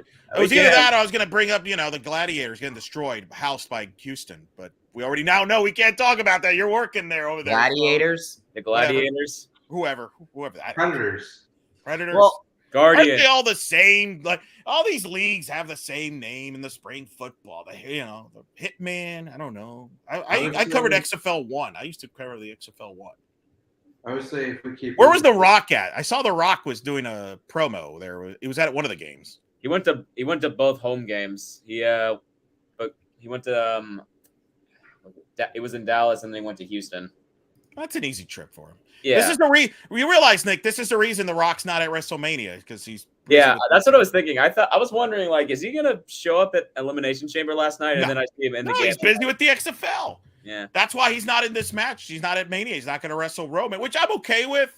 I'm okay with Cody versus I'm okay with Cody versus Roman. Yeah, they don't need to do it. I was just thinking, the guys, he's getting up there in age, so you want to do it whenever you can. So if this is the time he's I'm going to do this, then you want to take advantage of it. But ground ball foul. Brownlee hitting for Mississippi State here in the 6th inning against Caitlin Felton, who's up to 107 pitches. 1-2 count here in the 6th inning. Knights with a 5-4 lead over the Bulldogs. A lot of this scoring came early in this game, but see what Felton can do here. 1-2 against Brownlee. Nick, I have a question for you. After this pitch. Sorry, you're ahead of me. All right, go ahead. Ask the question. Go ahead. So, Nick, what are your thoughts on the XFL's kickoff style? Oh, jeez. Putting him on the spot. No. The guy just said he's going to be working games there. Let's leave him alone. I'm regretting saying that now, Eric. Oh my god. Yeah, we can't edit on a live show. That's the one bad thing about night shift. Yeah. We can't edit. Podcast we can edit. Yeah. Although spotting, I've done spotting work. That's kind of fun, actually. You're gonna have fun with that. That's that's why I brought it up. You know what? I know. Have you spotted before? No, honestly. All right, let's not tell Jeff that. Don't tell Jeff that. Yeah, I don't. I'm a quick learner. I'll be fine. You just gotta as long as, hopefully for your sake, the jersey numbers are readable and stuff. You'll have a chart in front of you. Your point. I think they will be. I was watching the game. I like the uniforms. They seem pretty clear. So I think I'm gonna be. Okay. I like what you're doing. You're watching the game. You're studying. That's good. That's a smart move. Smart move. Eventually that study session became very painful because they just failed to score on multiple drives. But DeAndre, what was it? Francois started for them? No, it was Paxton Lynch. Why is? All right, whatever. I don't think Francois was active. I think he will be next week, and if he does, he's starting. All right, I'm not getting into this. I'm not getting sucked into this. Paxton. I mean, hey, at least the Houston has a football team that can play in February now. There you go. Foul ball, 3 balls, 2 strikes. The count in the 6th inning here. Will is still warming up for the Knights, so we're getting late in the ball game here, boys. 5-4 lead, 6th inning. Willis, who warmed up earlier, is warming up. I think DeVoe is the other one that's warming up, but I can't see the TV monitor right now, not showing the entire bullpen. They're showing just Willis. Mania coming back to Orlando, boy. Hopefully soon, right? At some point we'd do their line drive. Caught by Doherty. No, base hit past Doherty. This could be a gapper too. Yeah, double for Mississippi State to start the 6th. Damn. Oh boy. Thought pitches off and got a base hit. We'll see if that's it for Felton or not. Yeah, it was just over Doherty's head. Well hit ball in the right. Chloe plays it off the wall. And a stand-up double to start the 6th inning for the Bulldogs. The Rock was in D.C. tonight, apparently. Yeah, I think he's going to go to most of the games. So what is he? He's not the commissioner. What is he, an owner? Yeah, he's not the owner. He's the owner of the league, correct? Yeah, he owns the league, but the league also owns like all the teams. So technically every team he visits is his. So he's like Vince McMahon in the XFL version of it. Yeah. Yeah, how weird is that? He bought something from his former employer. I know. I got a feeling he'll be in Orlando a lot because, like, I don't know if he followed much NXT. But, so that's a great point. So next week, Orlando's the home opener. Do we see The Rock there? And if so, are you going to try to approach him? I don't think I'll have time. But if I get a chance to meet the guy, it'll be hard for me not to geek out. Like, I'm such a huge fan. Less because of the movies, more because of wrestling. Like, he was at the first wrestling show I ever attended. Like, that was... Which show was that? First Raw of 2013. So he was starting his. Where was that? Tampa. He was starting his feud with CM Punk. Oh yeah. It was so you didn't see The Rock in his peak like I did. I saw The Rock in his peak in the late. Nah, 90s. I would like. This is my way of right now calming myself down right now because it's 2-0, tight situation. Yeah. It's a strike. It's 2-1 the count, runner at second. This is so you're helping me get through this game right now here in the 6th inning. But talking Rock here, I did not know. Yeah, the Rock CM Punk feud. I remember this. That does register now. Well, one thing that Cindy Ball Malone, I believe I remember, said she wanted to do is she talked about how the pitchers need to pitch further into games, and Caitlin Felton. I agree 100% with that. Just that. Well, here's a sacrifice bunt, and that will get the runner the tying run to third base with 1 out. So you guys like the small ball there, like a little sacrifice bunt action there? It's smart, so like I respect it. It also has a better chance of working than it does in baseball. Yeah. It also hasn't shown up on my screen yet. Well, now you know what's coming. Yeah. I just want to say for the record now, like my TV is clearly like a little bit behind you, so like I'm like 1 pitch behind. So my reaction, like everybody in the stands that tells me that. There's people in left field lounge that watch the game and listen to my broadcast. They tell me, "Hey, you're about a pitch behind. Like what happened?" I'm like, "Okay." Yeah, that's the same for I had that problem, which I appreciate people tuning in though. Yeah. Both tonight and on the broadcast throughout the year. What is Jackie McKenna at the plate? What is the most pitches you've seen a pitcher throw in a game? Well, Kamal Woodall, you both were there, right? I think Noah and Bryson, you were there last year. She threw 180 some pitches in 11 innings in the Michigan win. That was right up there, man. I wonder what the record is. That I don't know. It's gotta be. Justin might know. Well, too late. He's gone. Yeah. We could have. I don't know if he would know that either. I mean, there's been pitchers that have thrown 250, 300 pitches in a doubleheader. Oh, goodness. But softball, that's underhanded versus baseball overhand. But as we're seeing, softball's become more and more baseball-esque the way teams are handling their pitching staffs. Because there's so much technology now. People can study the tapes of video hitters. I think the umpires have helped the offense by their strike zone being inconsistent and sometimes too small. It's hard for a pitcher to go through an order 3-4 times now like it used to be, because teams can scout teams now watching tapes on archives and demand. So we'll see. I didn't see Tom Brady in Clearwater either. I don't think he was there rooting his cousin Maya Brady, but they are tight. So maybe he's saving it for the World Series. He posted on Instagram. He's somewhere where there's mountains, so he's not in Florida. Foul ball. So the count remains 1-2 here. Felton needs a strikeout here with the runner at third. Any ball hit to the outfield ties this game up. Come on. Every time they hit a foul ball, like what we were talking about earlier, how bad these facilities are. Like, yes, man, you see it. Honestly, it makes me feel really lucky for the stadium we have here at UCF. At the Plex, yeah, that's correct. Although that needs some expanding and some work too. I said that. I said You that. did. You called it out on the podcast. Oh, what? Just outside. 2-2. Come on. You'll let me know if you thought that was. I looked a little outside, but 2-2. Get that outside. Trying to get her to chase one outside the corner there.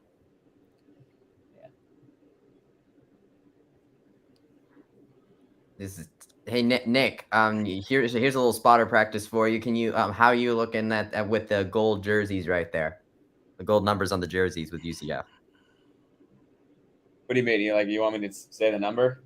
Like, how can you spot them? Because Noah and I were talking earlier about how it's not 18. not as easy to make it out. Oh, jeez. Yeah, poke swing, a little slapper there to the right side between the first and second ties the game up on an RBI hit. So we're brand new game, 5-5 in the 6th. So McKnight gets the job done. They're going to pinch run for her here. And that's going to be it for Felton, who goes 5 1/3 and is responsible for the runner at first. 1 out. Angelina DeVoe will come into relief. And you mentioned it, Bryson. Yeah, I mean, that's going to be the story for the Knights this season is can these pitchers go deep in the games? I mean, this was a second longest outing of the year for a Knights pitcher. But, tough to give up 5 runs for Felton. We'll see what DeVoe does. But that's, to me, moving forward, you're right. They're going to have their starters go deep in the games. You can't just keep splitting games. So, that'll be the question moving forward through the rest of the season. The Flow Show comments, the fields they are playing on are the better fields actually at the complex. The field UCF played on Friday stinks. The outfield wall is that temporary wall. Yes and no. Now, the one thing I like about field 1 and 3, which is the one UCF played in on early Friday and all day Saturday, is there's more space for fans. But from a actual playing facility, the field they're in tonight, 8 and 9, is their best field. But it's still not the most, best one of the whole, it could be improved. Michelle Smith has talked about it, even mentioned it on the telecast earlier from the Alabama game. They're trying to get a new facility up in Tampa, St. Pete area for softball. I think everybody understands this stadium's old. And the question is, will the city build it? Time will tell. So Angelina DeVoe now in relief. This is her 3rd consecutive relief appearance, I want to say. She came in relief in both games yesterday and was a tough luck loser in the Duke game, controversial game. And she comes in here, and she's kind of been established as that middle reliever, bullpen reliever, first out of the pen players. If they look at Felton stats, 5 1/3, 5 earned runs, 7 hits, 3 Ks, 122 pitches for Felton in this game. Interesting, they go to DeVoe, not Willis. Willis was warming up earlier. They go to DeVoe as more of the off-speed pitcher. So we'll see what happens here. 1 out, runner at first in the 6th in a 5-5 game. They just got to get out of this inning, and then hopefully, Correct. And hopefully, then we'll see some offense in this. UCF is the designated home team in this game, unlike yesterday where they were the designated road team in both games. Even though these games are being played in the state of Florida, and no, I don't have any answer for that. So, baseball had a walk-off yesterday. Is UCF about to do the same thing? Shannon with the walk-off homer for baseball. Macy Graff, we're back to the top of the order for Mississippi State. That's the thing that's been frustrating in this game. The Mississippi State bottom of the order have done a nice job producing runs here for Mississippi State. They're showing the highlights of them from earlier in this tournament. Yeah, Brownlee and McKenna really. Yeah. Good call on that, Bryson. Bottom of the order. Really have hurt UCF here tonight.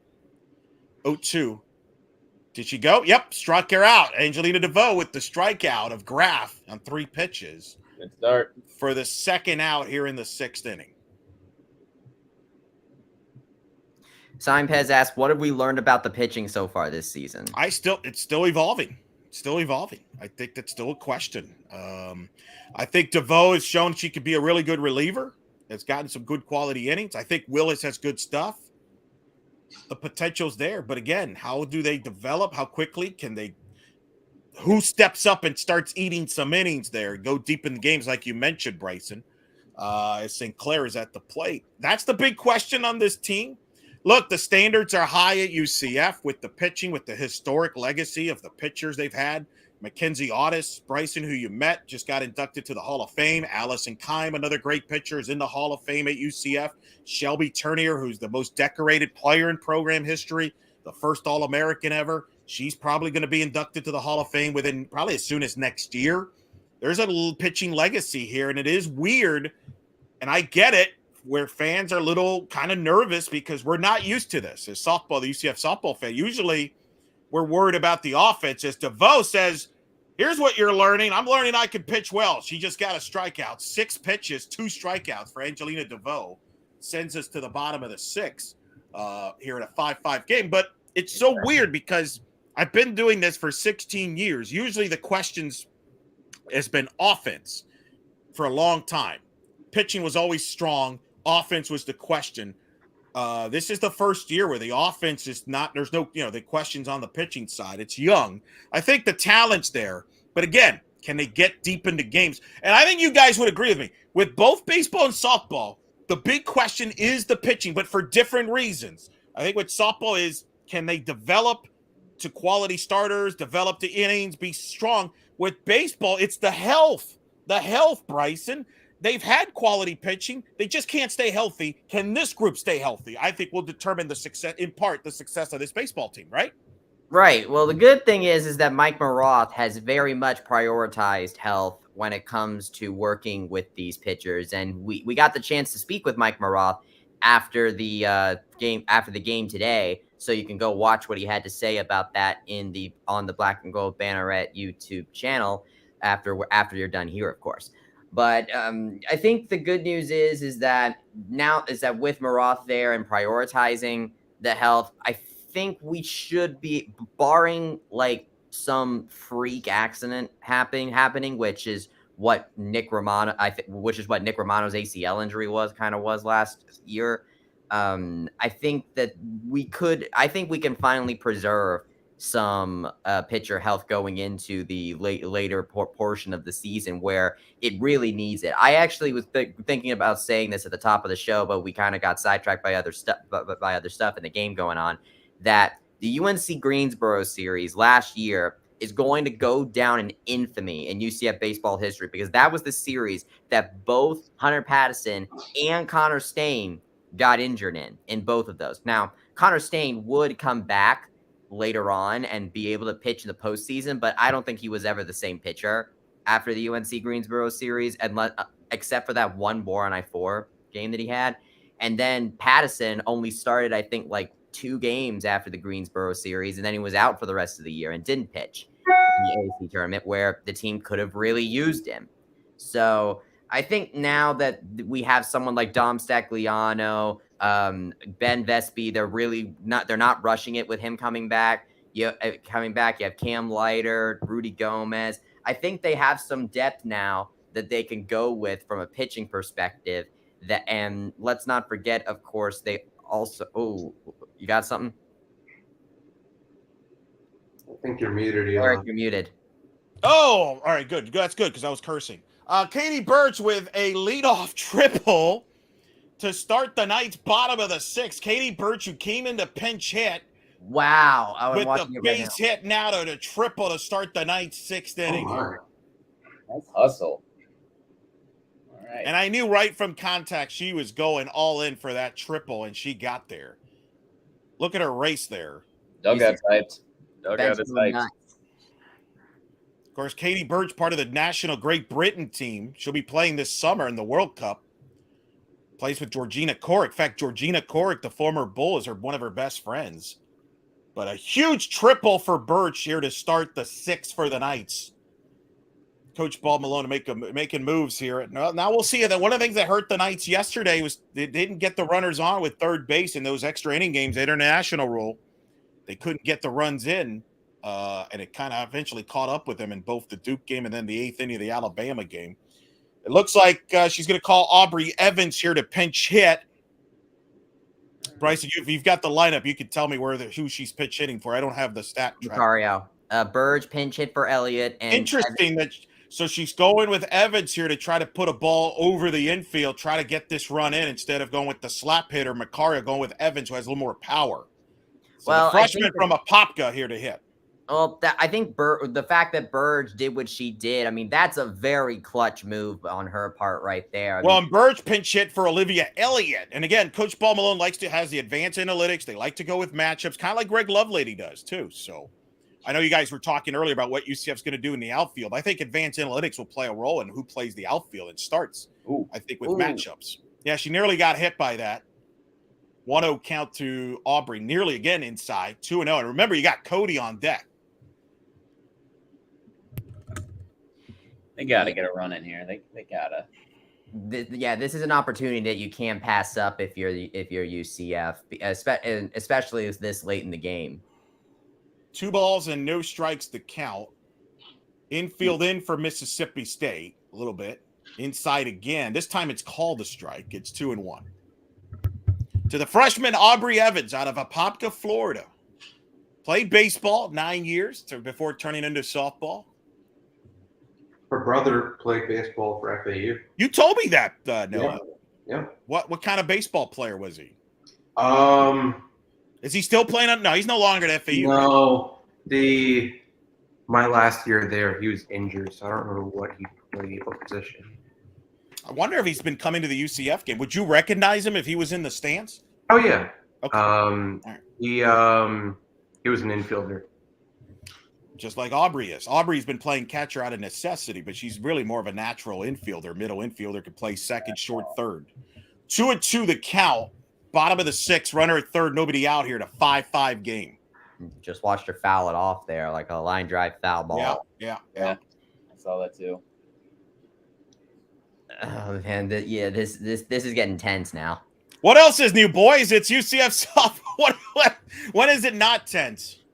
Yeah, that is very true. And hey, I mean, you know who, and who knows who else? You know who we might get to bat later. Yeah, don't spoil it. Let's fingers crossed. Full count. And Aubrey, foul ball. Ball 3. Oh man. We'll answer that question, Flo, at the next commercial break. Right now, we got a tense situation. That ball was definitely just foul. This is the kind of game that if you're neutral, this is amazing to watch. If you're a fan of either of these teams, this is the most stressful thing in the world. Yeah, that's an understatement, brother. Yep. You can say that again. Oh, I know. What are you looking at? Oh, I can answer that.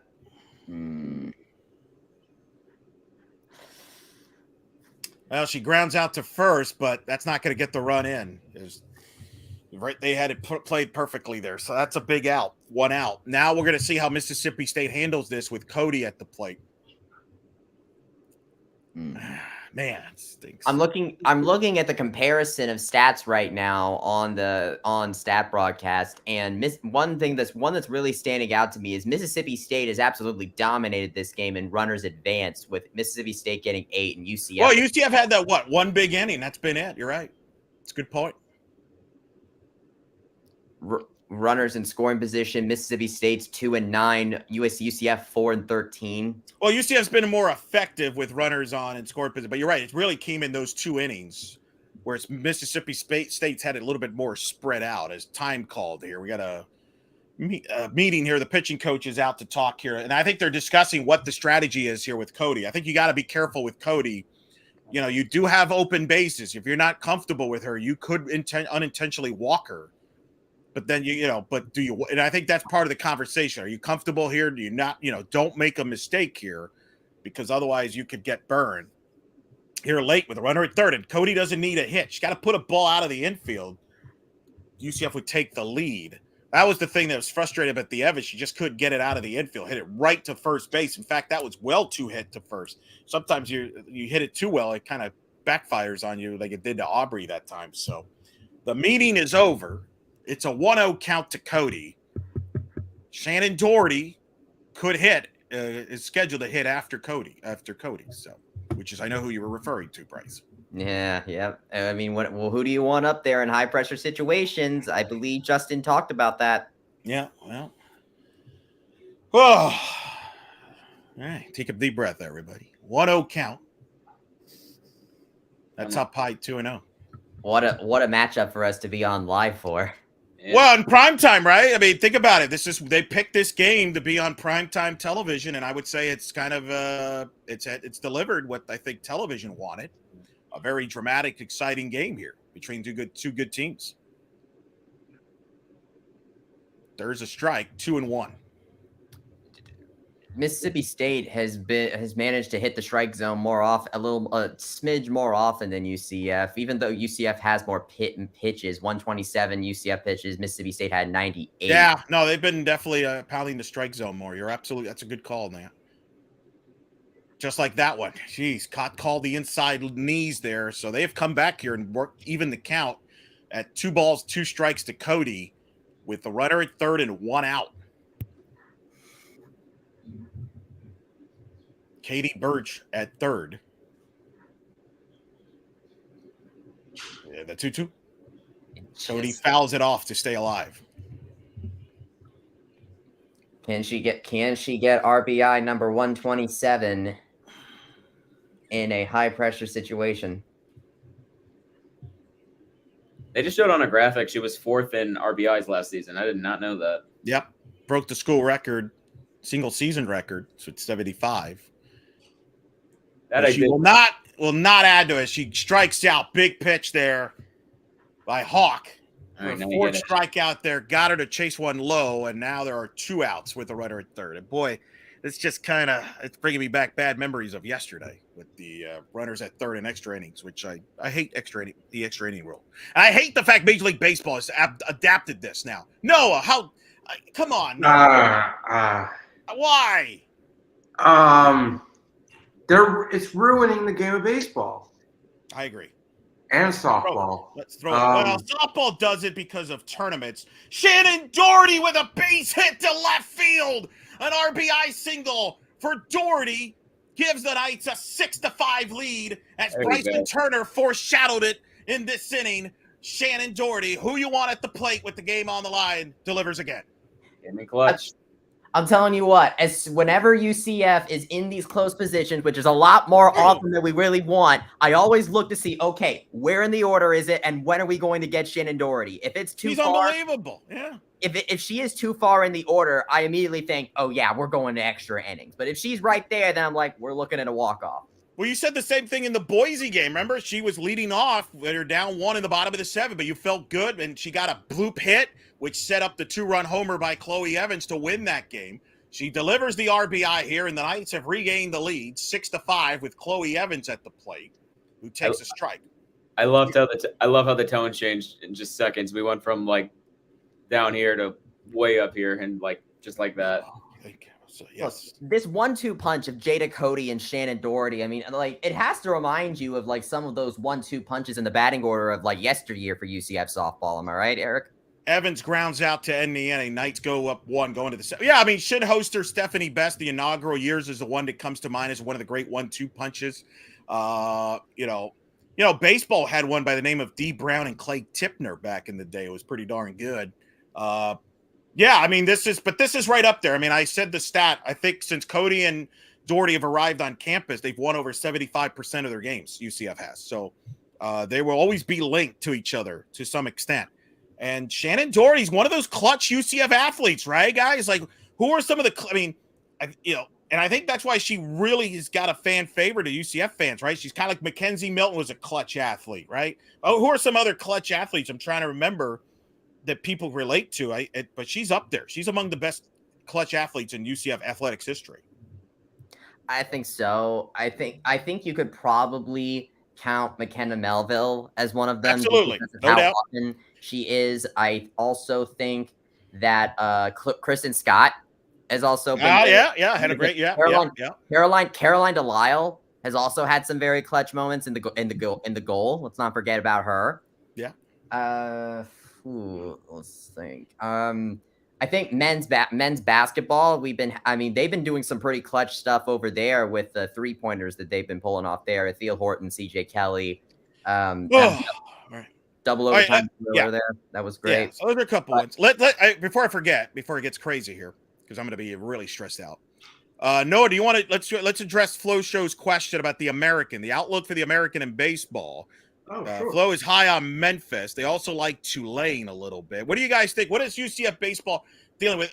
Justin and I talked about softball. I think it's UCF and Wichita State and everybody else in softball right now, though Houston is scrappy. South Florida, I'm still not going to count out. What about baseball? East Carolina, clearly the favorite there, though. All right. So I'm high on Memphis as well. They're going to be a lot better than they were last year. I'm also high on USF and obviously ECU. ECU, the perennial favorite. They're constantly ranked in the top 10, top 15. They're probably going to host again this year. A team I'm not high on this year is Tulane. They've lost a ton of guys to the transfer portal this past offseason. For example, Ethan Groff.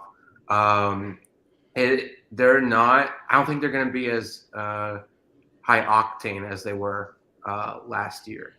So that launches, I think, UCF into that 2 spot, maybe 3 spot in the conference where they can easily compete for the conference tournament, and if not, then an at-large bid. Looking at their schedule, they've got some great non-cons coming up, especially this weekend at Clemson. If they could take 2 out of 3 from Clemson, they'll be right in the conversation. Well, I think we're going to learn a lot about UCF baseball this week. FAU, good team midweek Tuesday at home, then go to Clemson. Coach Bakich in his first year as Clemson head coach coming over from Michigan. I think we'll get a better read for this baseball team these next 4 games with due respect to Siena. Yeah. The competition goes up a different level. As we're underway now, top of the 7th, DeVoe pitching here with a 6-5 lead here in the 7th inning. Another tight one, boys. Yeah. There, 1-0 count is low, 2-0. But This was why scoring Katie Burge earlier, that RBI from Shannon Doherty was so huge because Angelina DeVoe was already came in clutch in last inning with those 2 strikeouts that she got, and she's still a fresh arm, which is also showcases how important Caitlin Felton pitching that deep in the game is. So I think that this type of game, should Angelina pull it out here, I think it's like this is sort of like a prototypical scenario for what this UCF softball team is able to do and be like. This is what the UCF softball team can do at its best. Well, she gets off to a good start with a ground out here. Aubrey Evans at second base makes the play. 4-3 ground out for the first out in the 7th inning. That's a huge out because you've now got Matalasi Fapito at the plate, who has good power. She's the right-handed hitter hitting here with no one on, 1 out in the 7th. DeVoe delivers low ball 1. She's starting to get a little trend here. Her first 3 batters she's faced, she's only thrown 3 pitches to before getting them out. So hopefully it continues the trend of getting outs. How many pitches she wants to do it. We'll see. 1-0. There's a strike. 1-1. Yeah, that Clemson series, man, that's a cool series. I don't know. Maybe you guys should ask Greg. I'm curious if Clemson will return to favor maybe and come back here. I don't know. You got to assume they will, because they had that with Ole Miss last year and 2 years ago. Yeah, you think they would, and you think like Auburn did the same thing. And just like with the Maryland series, possibly UCF will go to Maryland's a good team. Noah, you weren't part of the podcast when me and Bryson previewed the baseball season there I think it was last week. This is one of the Greg's best non-conference schedules. Maryland is a Big Ten favorite, top 20 team. Georgia Southern was a host team last year. Troy is going to be really good. You like them in the Sun Belt. You think you like them. I think Troy and Georgia Southern are going to be 2 of the top Sun Belt teams, 2 of the top 4, I think, in the Sun Belt. They got really good Sun Belt action coming up next few weeks. And then you got Florida State, the top team, arguably, in the for 2 games coming here. Yeah. Lake Jarrett, first year at FSU head coach, coming in with Rich Wallace, his longtime assistant coach, former Knight player coming in. And I think if you can finish that stretch of non-conferences at the end of that Maryland series and then at FAU, if you could finish that well over 500, maybe like 600, they'll probably be considered one of the top mid-majors in the country. Well, and you put yourself in position to make the tournament at large, get some quality wins in the resume there. They don't have to win all of those games, but if they can put themselves in the conversation. And DeVoe gets the strikeout of Fapito. 3rd strikeout for DeVoe, and there's 2 outs here in the 7th, boys. 2 outs. Angelina DeVoe coming in clutch. But that's a great breakdown, Noah. That's a great breakdown. I'm glad you brought that up with baseball. And that's why softball is playing these games. It's about getting quality resume wins and at large. The good news is this will be the last year we have to talk about it because next year when we get to the Big 12, oh my goodness, every game. But even scheduling non-cons in the Big 12, if you schedule these low-tier schools, you're not going to get anywhere when it comes to the selection committee. I agree. No, I agree. 100%. Right. No, it just gives you an outlet in case you don't win the conference. And look, I think Greg would probably feel like softball showed the way last year. You can host a regional. If you win enough of these games, you schedule tough enough. Baseball can definitely host if they're good enough. So Shea Moreno pinch hitting for Mississippi State. And that's why I think Clemson and Maryland are scheduling UCF because they're seeing where we're going to be in 2-3 years. It's a great point. I agree. Yes. They're getting in on the action before other teams are. It's a great call. Noticing. Yeah, I agree. 100% agree with you, Noah. 100% agree. And think about this from a UCF perspective, because let's say, for instance, that Clemson and Maryland are 2024. All right, let's just let's just posit that you have 3 non-conference series. Weekend series if you're UCF. You have potentially USF. Remember, that's something that Lovely is alluded to. Clemson, then Clemson. Clemson comes here, and then you go to Maryland. I think that's a really good 3 non-conference slate right there. I agree. I think it's great. And Greg told us, Bryson, in our interview last week that South Florida will continue. That series will continue as a weekend series. Non-conference. Yes. Like I said, USF, Clemson at home, and then 1 road trip. Plus, he's going to still add Miami and FSU in the non-conference midweeks for sure. Yeah. There's a strike. DeVoe's a strike away here, 2-2. I think Lovelady's scheduling finding ways to schedule certain midweeks. I also think that UCF's location in Florida is huge for these big midweek games. No doubt. And look, Stetson is a team that made a super regional a couple years ago. That's a good baseball program. There's good baseball, good softball in this state of Florida. People focus on the football, but we got a lot of talent baseball and softball programs here in this state. As DeVoe on the 2-2. Stetson's producing quality baseball players. Right. I mean, we're talking Jacob DeGrom. Kluber. Corey Kluber. Who's the other one? He had his first big year on Seattle. He's a pitcher. Logan Gilbert. Logan Gilbert was the one that pitched to Stetson to the Super Regionals a couple years. Our good friend Brian Murphy covered him that regional in DeLand. Boy, Noah, you would have loved that DeLand regional. Man. Yeah. I know UCF gets to host one. As Bryson, we were talking in the group chat. We got to experience softball hosting last year. Maybe baseball can host one in the near future here. As DeVoe gets the strikeout to end it. Angelina DeVoe. Miss Clearwater. Just call her Miss Clearwater. Gets the win for the Knights as they beat Mississippi State 6-5. 6 runs, 9 hits, 2 errors for the Knights. 5 runs, 7 hits, 4 errors from Mississippi State. The Knights go 2-3 in this tournament. Shannon Doherty, the hero with the game-winning RBI hit in the bottom of the 6th, and Angelina DeVoe gets the win in relief. I believe that is her 2nd win in relief this weekend. Both wins are hers in Clearwater.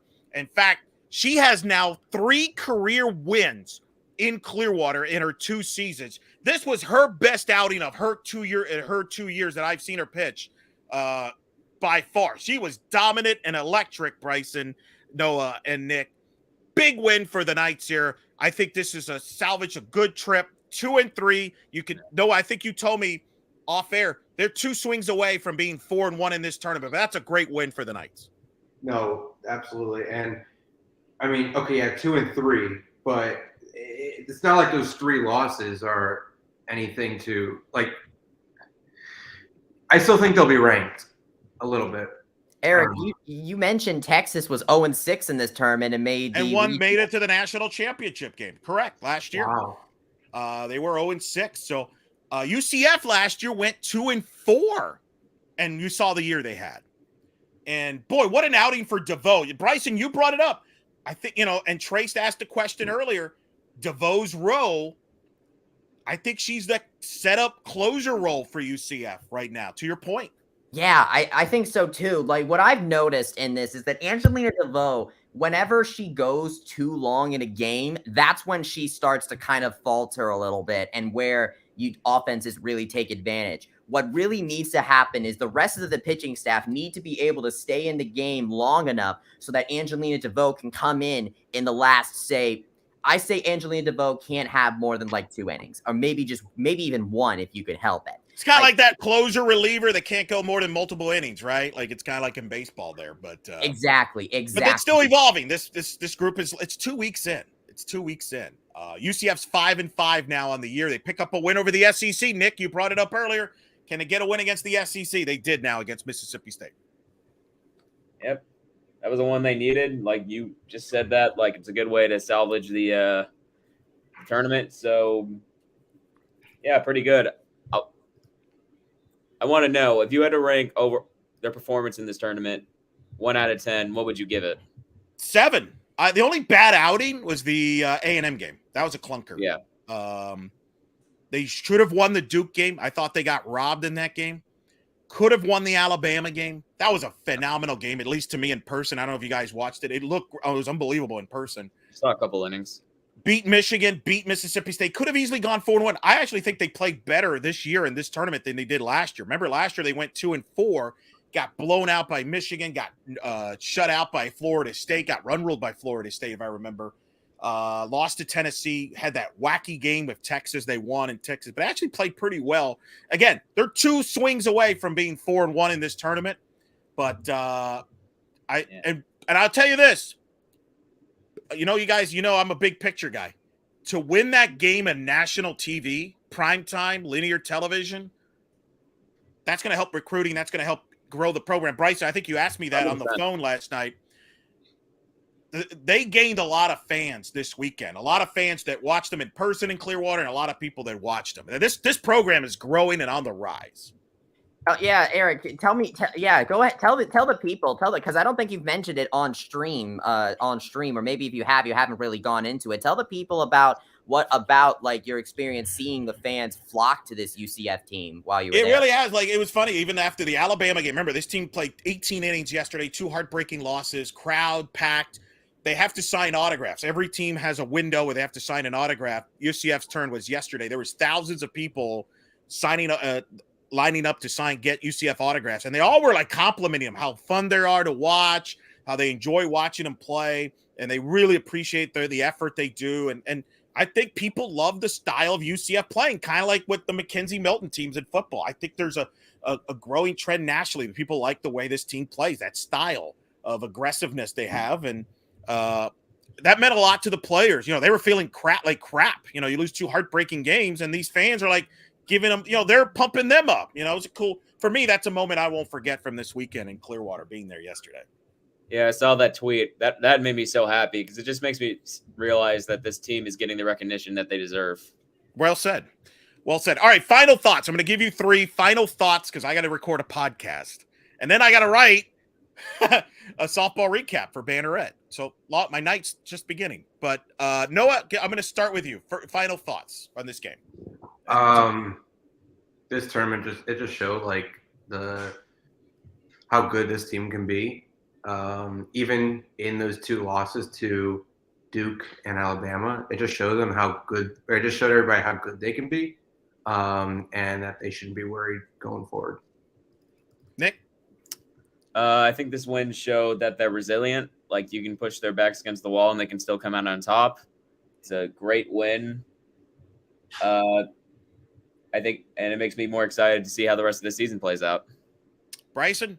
This is a big rebound after the last 2 games ending the way they did. The Duke and Alabama games ending with being how close they did. UCF was not able to close in those games. The fact that they were able to come on a bigger stage on national television and be able to get into a situation where they have to close the game and pull it out, I think is huge for this team's mentality going forward, because this is what, now that you have gone through those 2 experiences against Duke and Alabama and then do this is what you need to do. And that way they can end this Clearwater Invitational off on a high note and really have a big learning experience for what they do going forward. I think that this sort of experience, the fact that they were this close to 4-1 really shows that this team is up there, and if things break the right way, I think they could host the regional again. But again, it's all about if these pitchers can pitch deep into games just like they did tonight. If this team does what they did tonight to all their other opponents later on in the season, then that's their ticket to hosting another regional. Well said. Couldn't have said it better myself. Fun win, good win, fun team to watch. Hope you come out Tuesday night, UCF Louisiana, Tuesday night, 6 o'clock first pitch. Well, I'll have the call with Francesca there on ESPN Plus on that one. It's scheduled to, and that should be fun. And then he got Stetson Wednesday, then a big tournament next weekend. But a big win. Shannon Doherty clutch and Angelina DeVoe. That was electric stuff from DeVoe today. She was amazing. And it's a fun team to watch. It's always dramatic with UCF softball. That's how they like to have it. But I'm awesome. In their first ever primetime regular season telecast on linear television, UCF defeats Mississippi State 6-5 to end the Clearwater tournament at 2-3, 5-5 overall. Young season. They'll be back in Clearwater next year. This was fun. UCF won, which means now we might actually do more of these down the road here, more live stream. Because if they lost, this would have been a one and done. But you won. So we're allowed to do this again down the road. Gentlemen, thank you for tolerating me for 3 hours. Well, Eric, we do have the Judy Garmin Classic coming up later on, where they're playing in Fullerton, California, against teams like Michigan and UCLA. Ooh, late night. Bryson wants to do late night like we did with women's soccer. I don't know if Noah and Nick will be joining for that, but we'll never start at 6 and 5:30, Eric. I'm a late guy. I'll be around. Well, those are not on linear television, so we may have to find some subscriptions to make all that work. Keep it on blackandgoldbanneret.com. By the way, check it out. Bryson's going to have a recap of UCF baseball sweep over Siena with some sweet photos from Noah. Nick's going to have some stuff, too. You're going to have probably, some XFL recap there for us? Probably, who knows, lots of stuff, basketball stuff going on. I'll have the softball recap. We have the regular podcast coming out this week. Yeah. It's the equinox, ladies and gentlemen. It's the equinox. It literally is the equinox. Thank you for all of you to tuning in tonight periodically throughout the night. I figured this was easier for me to just kind of share my thoughts live instead of tweeting throughout the game. And we won. So I'm happy that worked itself out. So thanks for all of you for tuning in. For Bryson Turner, for Mr. Noah Gober, for Mr. Nick Porcelli, I'm Eric Lopez. We hope you've enjoyed this special edition of Night Shift. Watchalong UCF beats Mississippi State 6-5. Good night.